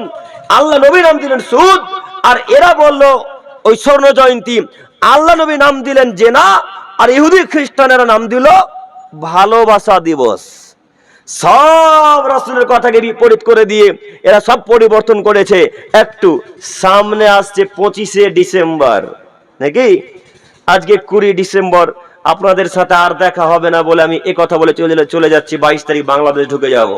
একটু আপনাদেরকে বলি, এই যে 25শে ডিসেম্বর, এই যুবকেরা, এই তোমরা কে কে চিন্তা ভাবনা করেছো বলো তো যে গার্লফ্রেন্ডকে কেক দিবা? তোমরা দিবা না? তোমার গার্লফ্রেন্ড ভালোবাসবে না যে ঘর, আর তোমার সাথে কথা বলবে না কেক না দিলে। 25শে ডিসেম্বর কি দিন? Christmas day. বড় দিন না? আসলে বড় দিন ওটা খ্রিস্টানদের নীতি। তো এই ছেলেগুলা খ্রিস্টানদের নীতিকে ভালোবাসে, এরা মোহাম্মদের নীতিকে ভালোবাসে না। এই ছেলেগুলা 25শে ডিসেম্বরের দিনে কত চিন্তা ভাবনা আগে থেকে, যে এরা কি সই পার্কে যাবে, না হাজারদুয়ারি যাবে, না এরা মেসেঞ্জার যাবে, না আরো ইত্যাদি ইত্যাদি রায়গঞ্জের কোন পার্কে যাবে, এগুলো কত চিন্তা ভাবনা আগে থেকে ডিসাইড করেছে। এরা তো রাসূলকে বিশ্বাস করে না, এরা তো আল্লাহ নবীর কথাকে মান্যতা দেয় না। এই যুবককে বলছি, যুবক শোনো, খ্রিস্টমাস ডে হচ্ছে খ্রিস্টানদের দিন, 25শে ডিসেম্বর খ্রিস্টানদের দিন, 31st নাইট খ্রিস্টানদের দিন, 1 জানুয়ারি খ্রিস্টানদের দিন, ইহুদিদের দিন। এগুলো মুসলমানদের দিন নয়। তুমি যুবক যদি 25শে ডিসেম্বর পালন করো তাহলে তুমি একজন মুনাফিক মুসলমান। তুমি যদি 31 মিনিট মান্যতা দাও তাহলে তুমি একজন মুনাফিক মুসলিম। তুমি যদি 1 জানুয়ারি, 2 জানুয়ারি, 3 জানুয়ারি, 4 জানুয়ারিকে মান্যতা দাও, পালন করো, তুমি একজন কাপুরুষ যুবক। তোমাকে আল্লাহ নবী বললেন, পৃথিবীর মানুষ তোমরা মনে রেখো, মান তাসাব্বা বিকওমিন ফাহুয়া মিনহুম। আদমের ছেলেমেয়ে তোমাদের মধ্যে যদি কোনো মানুষ কোনো ইহুদি খ্রিস্টানদের নীতিকে অনুসরণ করে, তোমাদের মধ্যে যদি কোনো জাতি কোনো খ্রিস্টানদের নীতিকে মেনে নাই, কোনো বৌদ্ধদের নীতিকে মেনে নাই, তারা যেখানে যাবে এই আমার উম্মতের লোক সেখানে যাবে। সম্মানিত দিনী ভাই ও বোন, একটু আপনারা আমার দিকে চেয়ে থাকেন। আপনারা সকলেই বলেন তো দেখি এক বাক্যে, খ্রিস্টমাস ডে যারা পালন করে তারা কারা? খ্রিস্টান। ইহুদিরা শুধু খ্রিস্টান, ইহুদিরা এটাকে সম্মান করে না, খ্রিস্টানরা মান্যতা দেয়। এবার আপনারা সকলেই বলেন, শিক্ষিত মানুষ, খ্রিস্টানরা জান্নাত যাবে না জাহান্নামে যাবে? জাহান্নামে যাবে। এখন এই 31 নাইট আর এই 25 ডিসেম্বর আর 1 জানুয়ারি 2 জানুয়ারি যারা মান্যতা দেবে তারা এখন কোথায় যাবে? জাহান্নামে। উত্তর দিয়ে ফেঁসে গেলেন নাকি? ভুল হয়ে গেল উত্তর দেওয়া। রাসূল সাল্লাল্লাহু আলাইহি ওয়াসাল্লামের বাণী একটা বাক্য নিজের পক্ষ থেকে বলিনি, ইনশাআল্লাহ বলবো না। আপনাকে প্রথম বাক্যে বলেছিলাম, প্রত্যেকটা কথা আমার সাথে মিলিয়ে নেবেন। যদি না মিলে আমাকে সঙ্গে সঙ্গে ঠেকিয়ে দিয়ে বলেন, আব্দুল করিম ভাই এই কথা বললেন কোথায় আছে? হাদিসের, কোরআনের কোন জায়গায় আছে দেখিয়ে যান। আমি আপনাকে 24 ঘন্টা দেখার জন্য প্রস্তুতি গ্রহণ করে আছি। আপনি বিশ্বাস করুন, আপনাকে আমি অনুরোধ জানাচ্ছি, আজকের পর থেকে এই নীতি খ্রিস্টানদেরকে মান্যতা দেবো ইনশাআল্লাহ। পারবো না ইনশাআল্লাহ? ইনশাআল্লাহ। যুবক, তুমি কথা মাথায় রেখো। তোমাকে অনুরোধ করে যাচ্ছি, তুমি মহিলাদের কথা বিশ্বাস করো না। মহিলারা হচ্ছে শয়তানের জাল, মহিলারা হচ্ছে শয়তানের জাল। শয়তান আজাজিল বলে, এই পৃথিবীর মানুষ, আমাকে কেউ যদি চক্রান্ত করে হারাতে পারে তার নাম মহিলা মানুষ। তার নাম কি? মহিলা মানুষ। শয়তানের চক্রান্ত চাইতে অতীব কঠিন চক্রান্ত নারীদের। শয়তান নারীদের কাছে হার মানে। আপনি বুঝতে পারেন শয়তান কত কঠিন চক্রান্ত করে? এর চাইতে লক্ষ কোটি গুণ বেশি চক্রান্ত করে কারা? নারীরা। এই নারী আপনাকে বলেছে 25 ডিসেম্বর যদি তুমি কেক না দাও তাহলে আমি আত্মহত্যা করব। তুমি যদি আমাকে ছেড়ে দাও তাহলে আমি আত্মহত্যা করব। তখন এই ছেলেগুলো নিরুপায়। গতকালকে রাজমিস্ত্রি ভাইরা অনেক ফোন করে আলহামদুলিল্লাহ। আর একথা চূড়ান্ত যে রাজমিস্ত্রি ভাইদের ইমানও আছে অনেক আলহামদুলিল্লাহ। এরা কাজও করবে, নামাজও পড়ে আলহামদুলিল্লাহ, তাই না শেখ? অনেক দিনই ভাইরা এখন পরিবর্তন হয়েছে আলহামদুলিল্লাহ। আগে তো পড়তো না, তেমন বুঝতে পারতাম না, এখন বুঝতে পারছি। তো এই কথা আপনাকে বলি, আপনি যে মহিলাটার জন্য বলছেন যে তুমি ছাড়া বাঁচবো না, তুমি না হলে আত্মহত্যা করব, তুমি যদি আমাকে বিবাহ না করে গলায় দড়ি দেবে, এই যুবক, এই তুমি মরে দেখো তোমার গার্লফ্রেন্ড আর একটা কালকে বয়ফ্রেন্ড খুঁজবে। তুমি চিনো যুবক নারী কি জিনিস? তুমি দেখেন কি বলছে, দুটো আছে উনি বলছেন আবার, মানে তুমি তার দ্বিতীয় বয়ফ্রেন্ড। হ্যাঁ তাই তো ভাই, তুমি তার দ্বিতীয় বয়ফ্রেন্ড। তো তুমি যার জন্য বলছো তুমি না হলে আত্মহত্যা করবো, তোমার মাথায় গোবর আছে? তুমি মরে দেখো কালকে আর একটা বয়ফ্রেন্ড খুঁজবে, তার নাম নারী। তুমি জানো না নারী কি জিনিস? তুমি জানো না ইউসুফ জুলেখার ঘটনা? তুমি এত পিছিয়ে কেন? তোমার বিদ্যা বুদ্ধি কি কাজ করে না? তোমরা বলো তো দেখি যুবক ভাইরা যারা তোমরা আমার বয়সের, তোমরা সবাই বলো তো দেখি, জুলাইখা ইউসুফকে ভালোবাসতো না ইউসুফ জুলাইখাকে ভালোবাসতো? জুলাইখা ভালোবাসতো। তো ইউসুফকে একের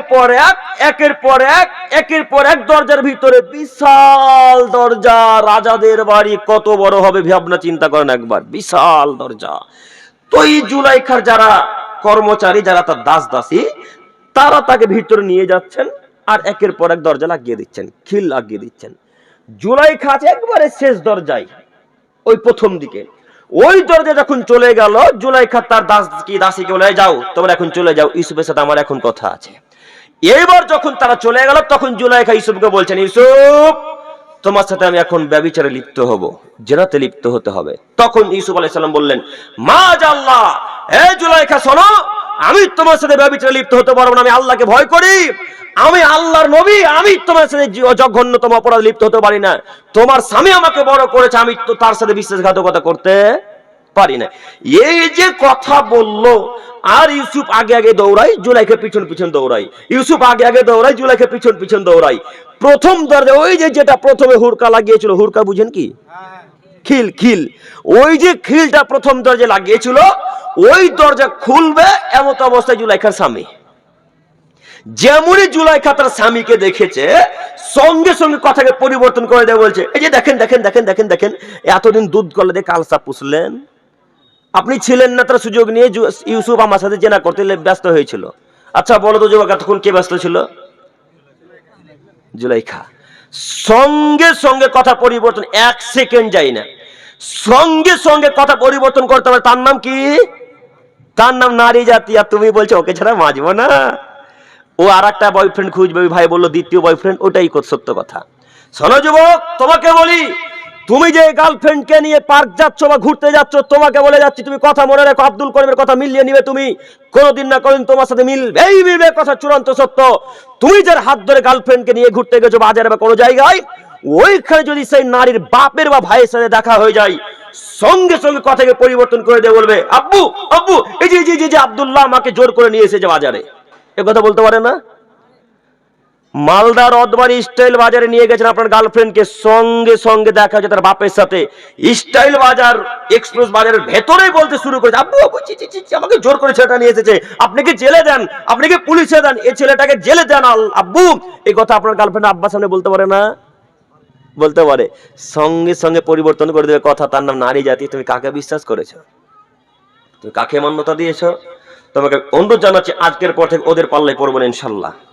ইনশাল্লাহ যে কোনো মূল্যে নীতি পরিবর্তন করো। বলছিলাম সম্মানিত যুবক ভাই, আমরা কোনোদিনও খ্রিস্টানদেরকে সম্মান করিনি, করবো না ইনশাল্লাহ।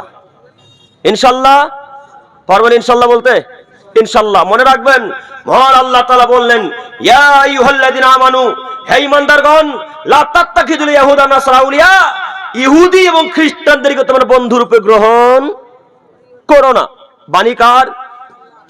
এই যে আল্লাহর বাণী, এই কোরআন মাজিদে আয়াত আছে। আল্লাহ বলছেন পৃথিবীর মানুষ, লা তাত্তাখিযুল ইয়াহুদা নাসরা আউলিয়া, তোমরা ইহুদি এবং খ্রিস্টানকে বন্ধুরূপে গ্রহণ করো না। কেন? বাউদুহুম আউলিয়াউ বাদ, তারা একে অপরের বন্ধু। ইহুদির বন্ধু খ্রিস্টান, খ্রিস্টানের বন্ধু ইহুদি, এরা দুইজনে বন্ধুত্ব রাখে। ওই যে পেপার পত্রিকাতে মাঝে মাঝে দেখতে পাচ্ছেন যে ইসরায়েলের সাথে আমেরিকা দুশ্মনী করেছে, দেখেন না? সব অপর অপর মানুষকে দেখানোর জন্য। এরা কোনোদিনও কোশ্চিন কালো তারা নিজে নিজে শত্রুতা করে না, ভেতর ভেতর ঠিকই মেলেছে। এরা মুনাফিক জাতি, এরা আপনার বন্ধু কোনোদিনও হতে পারে না, এই কথা আল্লাহ বলছেন। আর ওই জাতিকে আপনি বন্ধুরূপে গ্রহণ করলেন, ছি ছি ছি ছি ছি। যেই জাতি পৃথিবীর সব থেকে বড় শত্রু মুসলিমদের, তারা হলো ইহুদি, তারা হলো খ্রিস্টান। মুসলমানদের সব থেকে বড় শত্রুর নাম কি? ইহুদি এবং খ্রিস্টান। সেই বড় শত্রুকে আপনি বন্ধুরূপে গ্রহণ করলেন। আব্দুল করিম সাহেব কিভাবে গ্রহণ করলাম? কিভাবে করলেন মানে, আপনি এখন পর্যন্ত মেসিকে সম্মান করেন, এখন পর্যন্ত করেন না? মেসিকে আপনি সম্মান করেন, নইলে 150 কোটি টাকা দিয়ে তাকে ইসরায়েল থেকে ভারতবর্ষে কি হিসেবে নিয়ে আসা হলো? কে হিসাবে? 150 কোটি টাকা এখানে আছে, 150 কোটি টাকা তাকে দিয়ে ভারতবর্ষে নিয়ে আসা হয়েছে। আর এই ভারতবর্ষের অশিক্ষিত যুবকের বাচ্চা, মুসলমানের বাচ্চারা লাখ লাখ টাকা টিকিট ক্রয় করে, হাজার হাজার টাকা টিকিট ক্রয় করে কলকাতা, মুম্বাই, দিল্লি তাকে দেখতে যাচ্ছে। এদের বিদ্যা বুদ্ধি আছে? বলেন। যেই জাতি মুসলমানদেরকে কচু কাটা করে কাটে, যেই জাতি মুসলমানদেরকে ড্রেনে ফেলে দিয়ে হাসে, যেই জাতি নবীকে গালি দেয়, যেই জাতি আবু বকরকে গালি দেয়, যেই জাতি আয়েশাকে গালি দেয়, যেই জাতি উমারের মতো সাহাবীকে গালি দেয়, সেই জাতি আপনার বন্ধু হতে পারে না। আপনি কাপুরুষের বাচ্চা মেসিকে সম্মান করেন, আপনি অশিক্ষিতর বাচ্চা মেসিকে সম্মান করেন। শুধু তাই, মেসির 10 নম্বর জার্সি আপনার বুকে করে নিয়ে ঘুরে বেড়ান। এখন পর্যন্ত আপনার বুকে জার্সি মেসির আছে, কি হিসাবে পেয়েছেন? আমরা মেসির জার্সি বুকে না তো বহু দূরের কথা, মেসির জার্সিকে আমরা বাথরুমে পাপোশ হিসেবে রাখতে চাই না। এর নাম মুসলমান। আপনি কাপুরুষ, আপনি মুসলমান নন, আপনি অশিক্ষিত, আপনি মুসলমান নন। আপনাকে অনুরোধ করে যাচ্ছি, এই মেসিকে সম্মান করবে যারা, তারাও মেসির দলের অন্তর্ভুক্ত। কথায় মাথায় রাখবেন, এ কথাই চূড়ান্ত সত্য। মেসির হাত লক্ষ্য করে দেখতে পাবেন, মেসির হাতে এখনই চোখ ছাপা আছে, চোখ। ট্যাটু তো আছে, ট্যাটু তো মুসলমানের বাচ্চারাও করে, অশিক্ষিত বাচ্চারা। ওই মেসির বাম হাতে অথবা ডাইন হাতে দেখবেন চোখ ছাপা আছে। কে কে দেখেছেন? দেখেননি? বলেন তো আপনার চোখটা কিসের প্রতীক? দেখেছেন ভাই আপনি? না দেখেছেন? কিসের প্রতীক? দাজ্জালের। ওই মেসি অশিক্ষিতর বাচ্চা এখন থেকে দাজ্জালকে ওয়েলকাম, স্বাগতম জানাই। ও জানাই যে তুমি দাজ্জাল এসো, এসে মুসলমানদেরকে কচু কাটা করে কেটে তাদেরকে বেড়ে ফেলো, হত্যা করো। এটা কে স্বাগতম জানাচ্ছে? মেসি। আর তুমি কাপুরুষ, তার নীতি গ্রহণ করলে। কারা চলে যাচ্ছে তো একটু দানের কথাগুলো বলে দিন, আর যারা চলে যাচ্ছে যেন হ্যাঁ। কিছু দিয়ে যায় দান। তুমি নীতি তাদের কেন গ্রহণ করলে? তোমাকে আমি অনুরোধ করে যাচ্ছি যুবক, নীতি পরিবর্তন করো। সময় তো অনেক হয়ে গেছে। সম্মানিতা মা ও বোন, আপনাদেরকে দু একটি কথা বলি। আপনারা অনেকক্ষণ থাকলেন, আলোচকের আলোচনা শুনলেন, আলহামদুলিল্লাহ।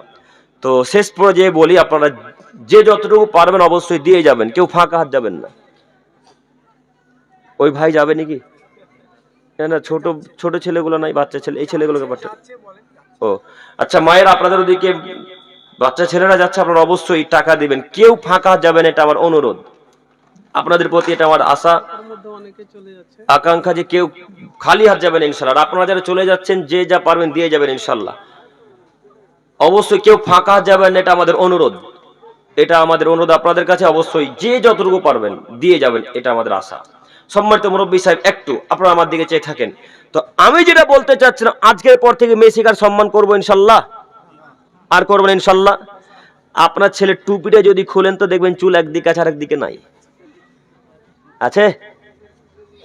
তো এই চুলটা কাটাটা কি মোহাম্মদ সাল্লাল্লাহু আলাইহি ওয়াসাল্লামের নীতিতে? কার নীতিতে চুল কাটলেন আপনি? খ্রিস্টান ইহুদিদের নীতিতে, নইলে কোনো জাতির নীতি, কোনো হিন্দি প্লেয়ারদের নীতিতে, বা কোনো ফুটবলারের নীতিতে। তো এই নীতিতে চুল কাটা ইসলাম সমর্থন করে না। আজকের পর থেকে চতুর্দিক সমান করে রাখবো ইনশাল্লাহ। পারবো না? পারবো ইনশাল্লাহ, ইনশাল্লাহ।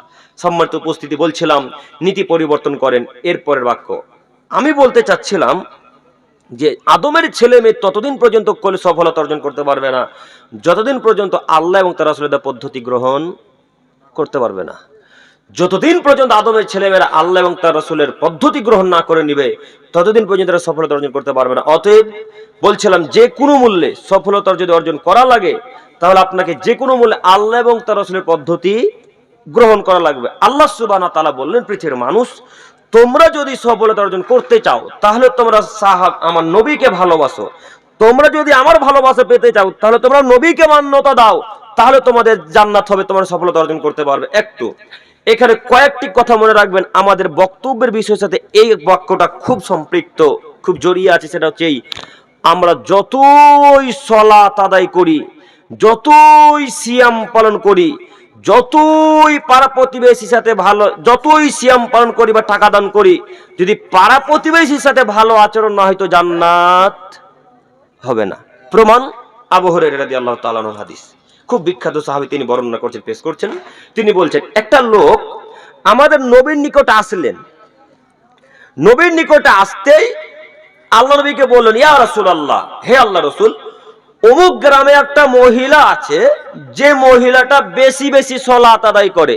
বেশি বেশি সালাত মানে তাহাজ্জুদও পড়ে, 5 ওয়াক্ত সালাত তো পড়েই, তিনি তাহাজ্জুদও পড়ে, তিনি সকালের ফজরের পরেও সালাত আদায় করে, জোহরের আগেও করে, তিনি অত্যাধিক সালাত আদায় করে।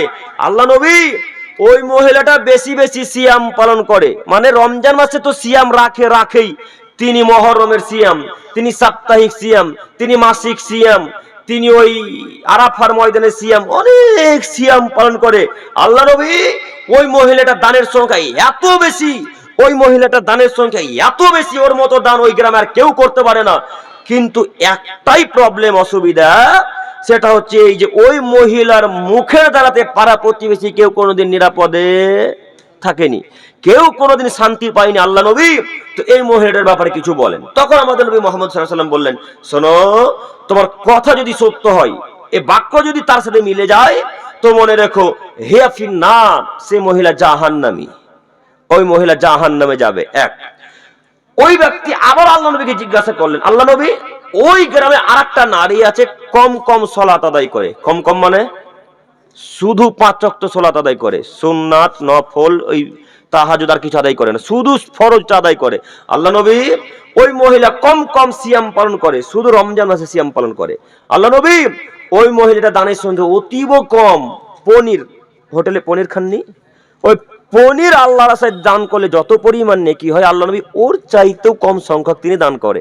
কিন্তু মহিলাটার একটা দিক ভালো আছে, আল্লাহ নবী, ওর কথাতে কেউ কোনোদিন দুঃখ কষ্ট পায়নি, পাড়া প্রতিবেশীর সবাইকে তিনি ভালোবাসেন। এই কথা আল্লাহ নবী বললে তাকে আল্লাহ নবীকে বলছেন, আল্লাহ নবী এর ব্যাপারে কিছু বলেন। তখন আল্লাহ নবী বললেন, শোনো, তোমার কথা যদি ওই নারীর সাথে মিলে যায়, যত কথা তুমি বলে সব কথা যদি তার সাথে মিলে যায়, হিয়া ফিল জান্নাহ, ওই মহিলা জান্নাতি নারী। এবার আপনারা বলেন তো দেখি, বেশি সালাত, বেশি সিয়াম, বেশি দান খায়রাত, বেশি বেশি ইবাদত কোনো কাজে আসলো? কোনো কাজে আসবে? কোনো কাজে আসবে না। তাহলে মুখকে নিয়ন্ত্রণ করা লাগবে। মুখ যদি নিয়ন্ত্রণ হয়ে যায়, জিহ্বা যদি নিয়ন্ত্রণ হয়ে যায়, জান্নাত অটোমেটিক হয়ে যাবে ইনশাআল্লাহ। এটা রাসূলের ওয়াদা। তো এখানে একটি কথা বলি, আপনার আব্বা হাজি মানুষ, মক্কা থেকে হজ করে এসেছে, তো আপনাদের এদের আমের গাছ এটা নাকি? আমের গাছ তো, আমের গাছে মুকুল যখন এসেছিল, মুকুল না মোল, দুটোই বুঝতেন না, আমাদের মতোই ভাষা না। মুকুল যখন এসেছে, তো যখন গুঠি আম আসে না, গুঠি আম, ওই যখন ছোট ছোট আম এসেছে, তখন এই কোরিয়ালির কয়েকটা যুবক ছেলে যারা একটু লুচ্চা লাপাঙ্গা টাইপের, তারা রাতের বেলায় এসে গাছের সব মুকুলকে ভেঙে দিয়েছে, সব ভেঙে দিয়েছে। আপনার বাপ ফজরে জামাতে সলাত আদায় করে এসে গাছের গোড়াতে এসে দেখছে কি ব্যাপার, সব মুকুল মুকুল ভেঙে পড়ে আছে, মানে ঝড়ও হয়নি, শিলাবৃষ্টি হয়নি, কি ব্যাপার, এটা কি করে হলো? তখন আপনার বাপ বুঝতে পেরেছেন না, এটা আমাদের গ্রামের ছেলের কাজ, যারা বদমাস তারা। তখন যে আপনার বাপের মুখের ভাষা শুরু হলো, মনে হচ্ছে যেন সূরা ফাতিহা পড়ছে। আল্লাহ, ও মক্কা হজ করতে যায়নি গো, পিএইচডি করতে গেছিল গালের উপরে। এত পরিমাণ গাল, অমুকের বাচ্চা অমুক, তমুকের বাচ্চা তমুক, অমুকের বাচ্চা অমুক, তমুকের বাচ্চা তমুক, কে ভেঙে দিল রে, ওর বাপ নাই, ওর মা নাই, ইত্যাদি কত যে কথা আছে এই ভাষার মধ্যে, আল্লাহ আলাম। ও মুরব্বী সাহেব, এই গালটা কি আপনার মুখে দ্বারা শোভনীয়? আপনি তো এই গাল দিতে পারেন না কেন? মুসলমান কখনো কাউকে গালি দিতে পারে না। গালি দিবে ইহুদি, খ্রিস্টান, বৌদ্ধ, সাঁওতাল, ডোম, চামার, হিন্দুরা, দেখ আমাদের কোনো বাধা নেই। আমাদের নবী বলছেন মুসলমানের বাচ্চা কখনো গালি দিতে পারে না। তো এই অবস্থা আমাদের রাজমিস্ত্রি ভাইয়েরও, এই অবস্থা যারা গৃহস্থী করছে তাদেরও, যারা মাঠে ঘাটে চাষ করছে তাদেরও। মাখনা চাষ করেছেন, তো মাখনা চাষ করতে কি একটু কম হয়ে গেছে নিরা? না, মাখনা তো নিরাতে হয় না, নিরাতে হয়, মাখনাও নিরাতে হয়, ঘাস মারতে হয়। তো ঘাস মারতে গিয়ে যারা লেবার কাজ করছিল, যারা মনিশগিরি করছিল, তারা একটু কাজটা কম করেছে, তখন টাকা বলালো, টাকা লেগেছে, কম করছে, তখন গাল দিয়ে বসলেন। এই যে গালের ভাষা, তো আপনিও কি পিএইচডি করলেন নাকি?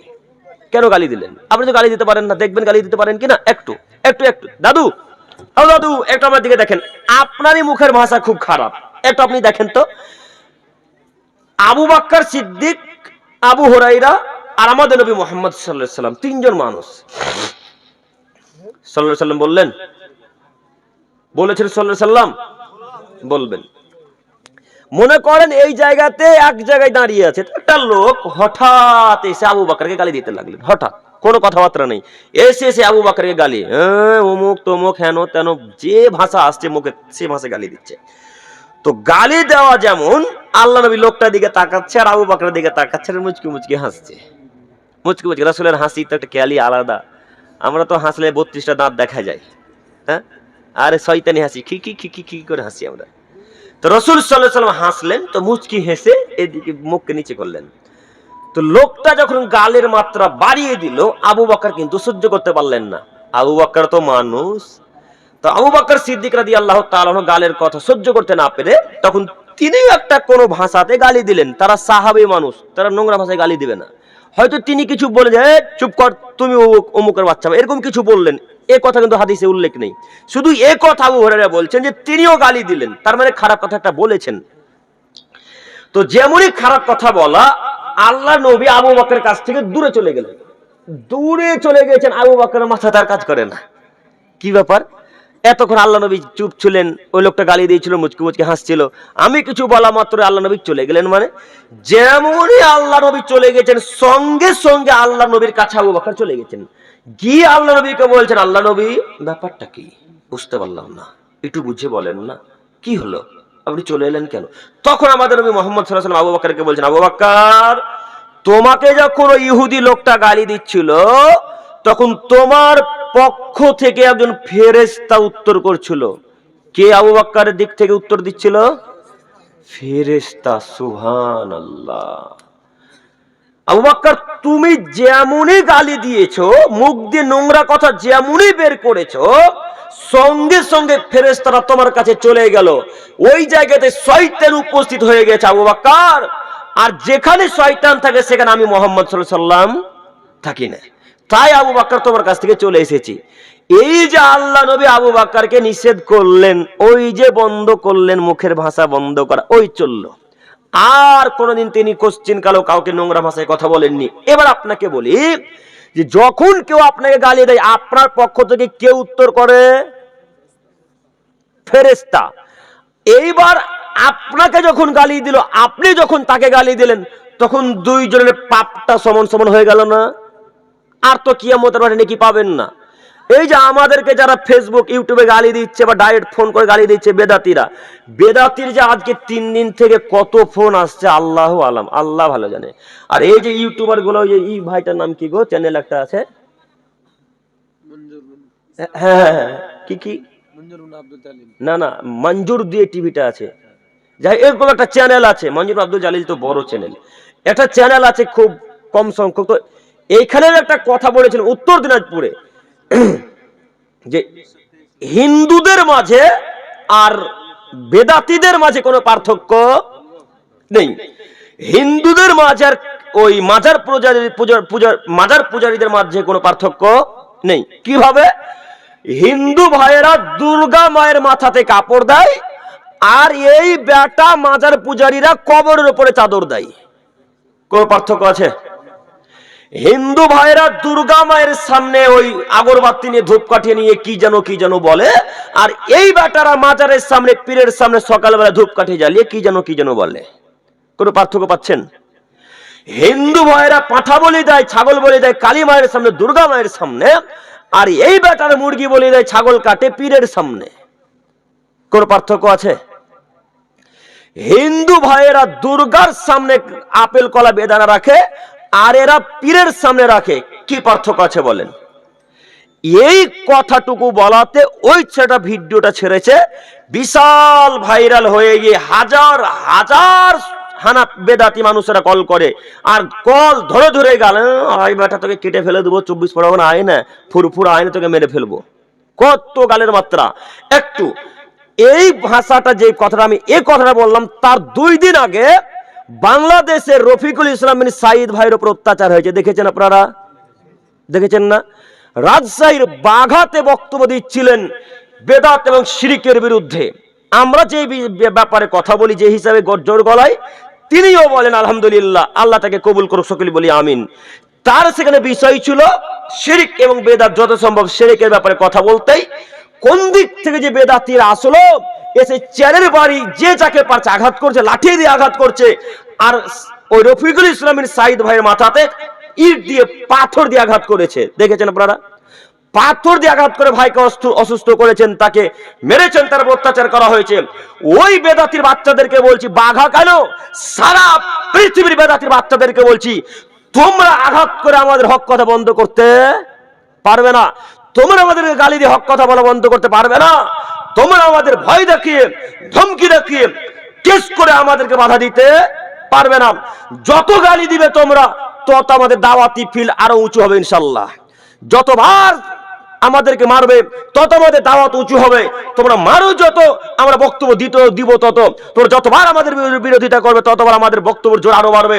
তুমি শুধু রফিকুল ইসলামের সাইদ ভাইকে কেন, সারা পৃথিবীর মানুষকে যদি মেরে দাও, তবু আহলে হাদিসের বাচ্চা হক কথা বলা বন্ধ করবে? হক কথা বলা বন্ধ করবে না। শোনো বেদাতির দল, তোমাদেরকে বলে যাচ্ছি, তোমার ক্ষমতার জোরে ধর্ম চলে না, তোমার পার্টির জোরে ক্ষমতা চলে, ধর্ম চলে না, তোমার ভিত্তিতে ধর্ম চলে না, তোমার হুজুরের দোহাইতে ধর্ম চলে না, তোমার পীরের দোহাইতে ধর্ম চলে না। ধর্ম একজনের কথাতে চলে, তার নাম মুহাম্মদ সাল্লাল্লাহু আলাইহি ওয়াসাল্লাম। তোমাদেরকে অনুরোধ করে বলে যাচ্ছে, হাদিস কোরআন পড়তে শিখো, একটু হাদিস কোরআন যাচাই বাছাই করো, যে পীর পূজারি করা যায় কিনা, মাজার পূজা করা যায় কিনা। যদি করা যায় তো করবে, আর যদি করা না যায় তাহলে তোমরা আমাদের দলে চলে আসতে হবে। আর যদি প্রমাণ করে দিতে পারো যে না মাজার পূজা করা যায়, তাহলে আমরা কাল থেকে মাজার পূজা করবো ইনশাল্লাহ। হয় তোমরা আমাদেরকে দলে নিয়ে নাও, নাহলে তোমরা আমাদের দলের অন্তর্ভুক্ত হও।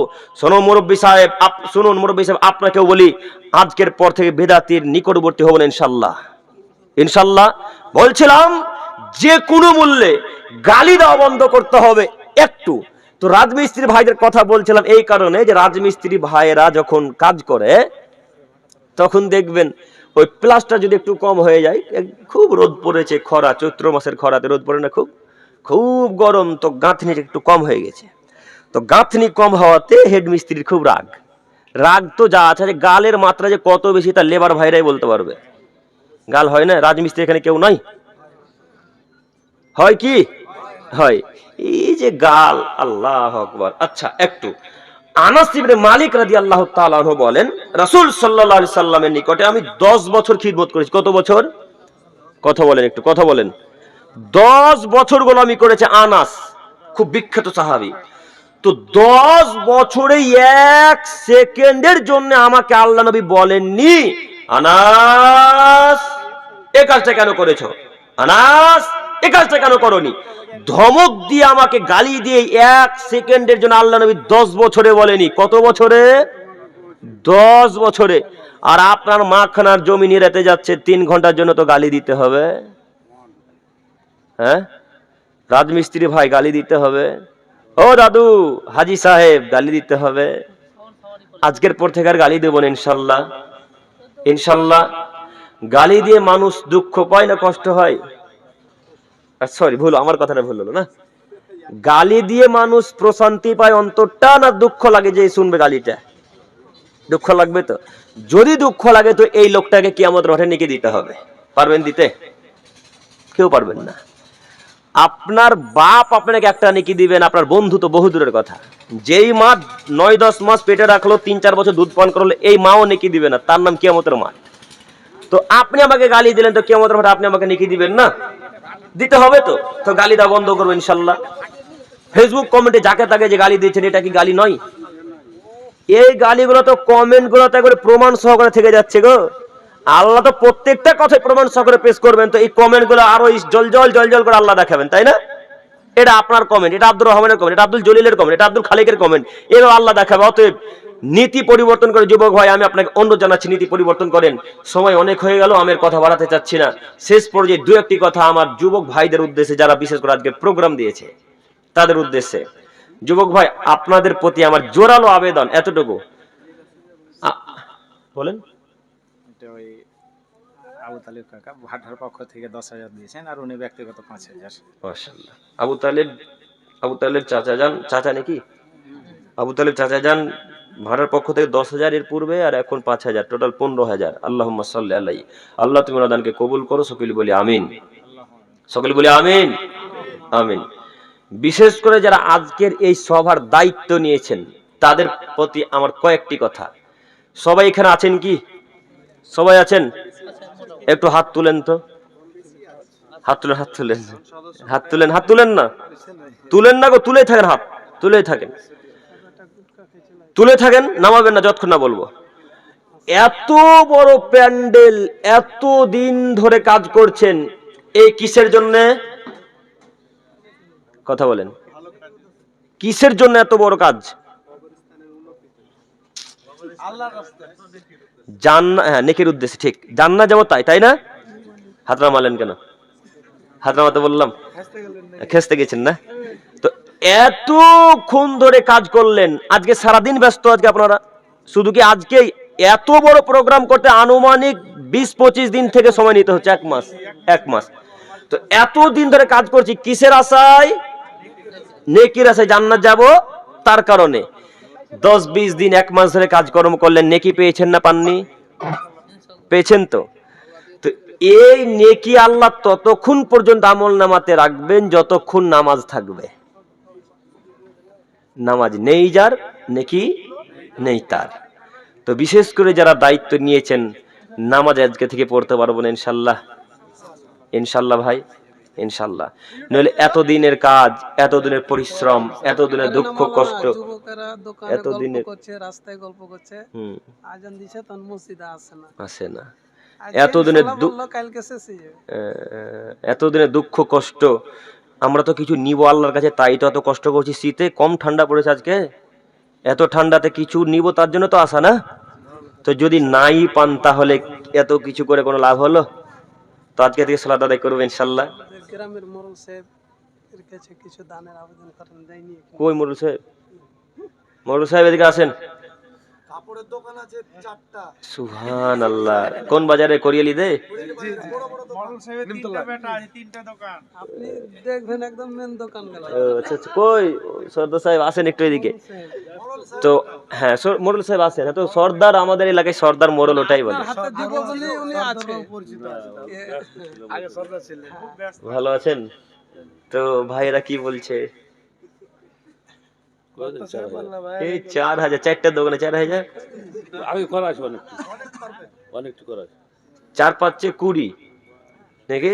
20 অনেক করা আছে। হ্যাঁ, তো 20 হয়ে গেল, পরে দিয়ে দিবেন।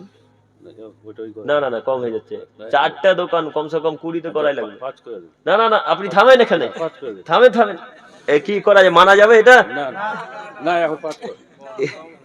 কম হয়ে যাচ্ছে না খুব? আরো 4 লাখ টাকা দান করা আছে। আচ্ছা 4 লাখ আছে, আলহামদুলিল্লাহ, আল্লাহ কবুল করুন। আচ্ছা, এটা 10 করেন। 10 হলো, 10 হলো ইনশাআল্লাহ। ও, আপনার ছেলে এটা নাকি? ও, আচ্ছা আচ্ছা, মাশাআল্লাহ। আচ্ছা ঠিক আছে, 5000 করে।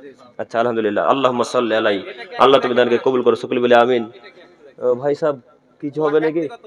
হ্যাঁ, পক্ষ থেকে যা হয়।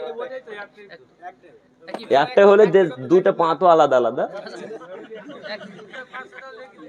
বলে কিছু করেন, কিছু করেন। আপনার বাম দিকে একটা মাস্টার, আপনার পিছনে একটা মাস্টার বসে আছে। কই? ওইটা মাস্টার সাহেব নাকি? হয়ে গেছে? কি করা যাবে তাহলে? হয়ে গেছে? আর কিছু হবে মাস্টার সাহেব? না, হয়ে গেছে, দুবার করে হয়ে গেছে। ও আচ্ছা আচ্ছা, আল্লাহ কবুল করো, সকলে বলে আমিন। তা আমাকে কিছু দিয়ে দেন, 500 1000। না, হয়ে গেছে। তাহলে 1000 হলো, না না, হবে না ইনশাল্লাহ? হবে না, হবে না। তো তো আমি যেটা বলছিলাম সেটা হচ্ছে এই যে আজকে থেকে সালাত আদায় করবো ইনশাল্লাহ। আজকে মোটামুটি 1.5 ঘন্টা বক্তব্য হলো, তো কিছু কি বুঝতে পারলাম? আজকে কি বুঝলাম বলেন তো? আজকে আমাদের মেন বিষয় কি ছিল? প্রতিবেশীর সাথে আচরণ করা। তার মধ্যে দুটো বাচ্চা ছেলে। বারাকাল্লাহু ফি হায়াতিকুম, বুঝতে পারলে বলতে পারবে, কিন্তু আমল বারাকাল্লাহু ফি ইলমি। তো হ্যাঁ হ্যাঁ, এটাই হচ্ছে মেন কথা। বুঝতেও পারলাম এবং বলেও দিলাম, আমলের সাথে মিলালে তাহলে আমরা সফল আজকে ইনশাল্লাহ। আমল তা আমি আপনাদেরকে বোঝাতে চাইছিলাম, যেটা বেশি করে তাগিদ করছিলাম, যে বোনের জমি ফিরিয়ে দিতে হবে। এক কথায়, বোন কেন, পৃথিবীতে যারই জমি আত্মসাৎ করেছেন ফিরিয়ে দিতে হবে যে কোনো মূল্যে। পারবো ইনশাল্লাহ? যদি না পারেন, কিন্তু এতটুকু মাথায় রাখবেন কথা, যে কিয়ামতের মাঠে 1 বিঘা জমি নেকি ওর বোনকে দিতে হবে। কেউ পারবো আমরা দিতে 1 বিঘা জমি নেকি? কেউ পারবো না। যখন দিতে পারবেন না, তখন বোনের তো পাপ থাকবে কিছু না? বোন ফেরেশতা, বোনের তো পাপ আছে। বোনের 1 বিঘা জমি অনুযায়ী যত পাপ হবে, সব পাপ আল্লাহ এই লোকটার ঘাড়ে, এই লোকটার মাথাতে চাপিয়ে দিয়ে আল্লাহ তাআলা বলবেন, হাত্তা ইউজাবাইনান নাস, আপনি এখন চলতে থাকেন ইলা ইয়াউমিল কিয়ামা, যতদিন কিয়ামত না হচ্ছে। অতএব শেষ পর্যায়ে এসে বলি, আপনাদের অনুরোধ করে বলছি, আমরা অন্তত পাড়া প্রতিবেশীর হক, ভাই বোনের হক, অধিকার আদায় করবো ইনশাল্লাহ। আর সবথেকে আজকের, দাদু দোয়া করবেন না? দাদু দোয়া করবেন না? বসেন বসেন বসেন। যে আশাতে জিয়া নিয়াতে এসেছেন, ওই নিয়াতি তো পূর্ণ হবে না দোয়া না করলে। বসেন বসেন, ভাই বসেন বসেন। একটু শেষ কথা, আমার শেষ কথা হচ্ছে এই যে কোন কথাটা বলছিলাম? বোনের জমি, হ্যাঁ, যে কোনো মূল্যে ফিরিয়ে দেবো ইনশাল্লাহ। পারবো ইনশাল্লাহ? আপনাদের প্রতি আমার এতটুকু আহ্বান। আর জিহুব্বাকে নিয়ন্ত্রণ করবো যে কোনো মূল্যে। আপনার প্রতি যত অন্যায় অবিচার হয়ে যাক না কেন, মুখ দিয়ে গালি এবং খারাপ ভাষা বের করবো না। পারবো আজকে থেকে নিয়ন্ত্রণ করতে? পারবো। আল্লাহ নবী বলেন, 2টা জিনিসের জিম্মেদারি নাও, জান্নাতের জিম্মেদার আমার। 1 জিহুব্বা, 2 লজ্জাস্থান। 2টা জিনিসে যদি মুসলমানেরা দায়িত্ব নিতে পারে, তো জান্নাতের দায়িত্ব কার? মুহাম্মদ সাল্লাল্লাহু আলাইহি সাল্লামের। তিনি দায়িত্ব করে জান্নাত নিয়ে যাবেন। কিভাবে নিয়ে যাবেন সেটা তার ব্যাপার, ওটা বলতে পারি না। তবে তিনি বলেছেন, সহিহ মুসলিম ও মিসকাতের হাদিস, যে 2টা জিনিসের জামিন যদি মুসলমানের বাচ্চারা নেয়, কন্যারা নেয়, তাহলে জান্নাতের জিম্মেদারি আমার। অতএব 1 হচ্ছে জিহুব্বা, 2 হচ্ছে লজ্জাস্থান।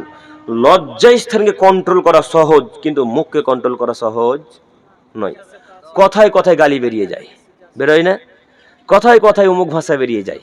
মুখকে কন্ট্রোল করা খুব কঠিন। অতএব শেষ পর্যায়ে এসে বলি, মালিক তোমার কাছে ভিক্ষা চাইছি, তুমি আমাদের সকলকে তোমার রাসূলের ধর্ম বোঝার তৌফিক দান করো, সকলে বলি আমিন।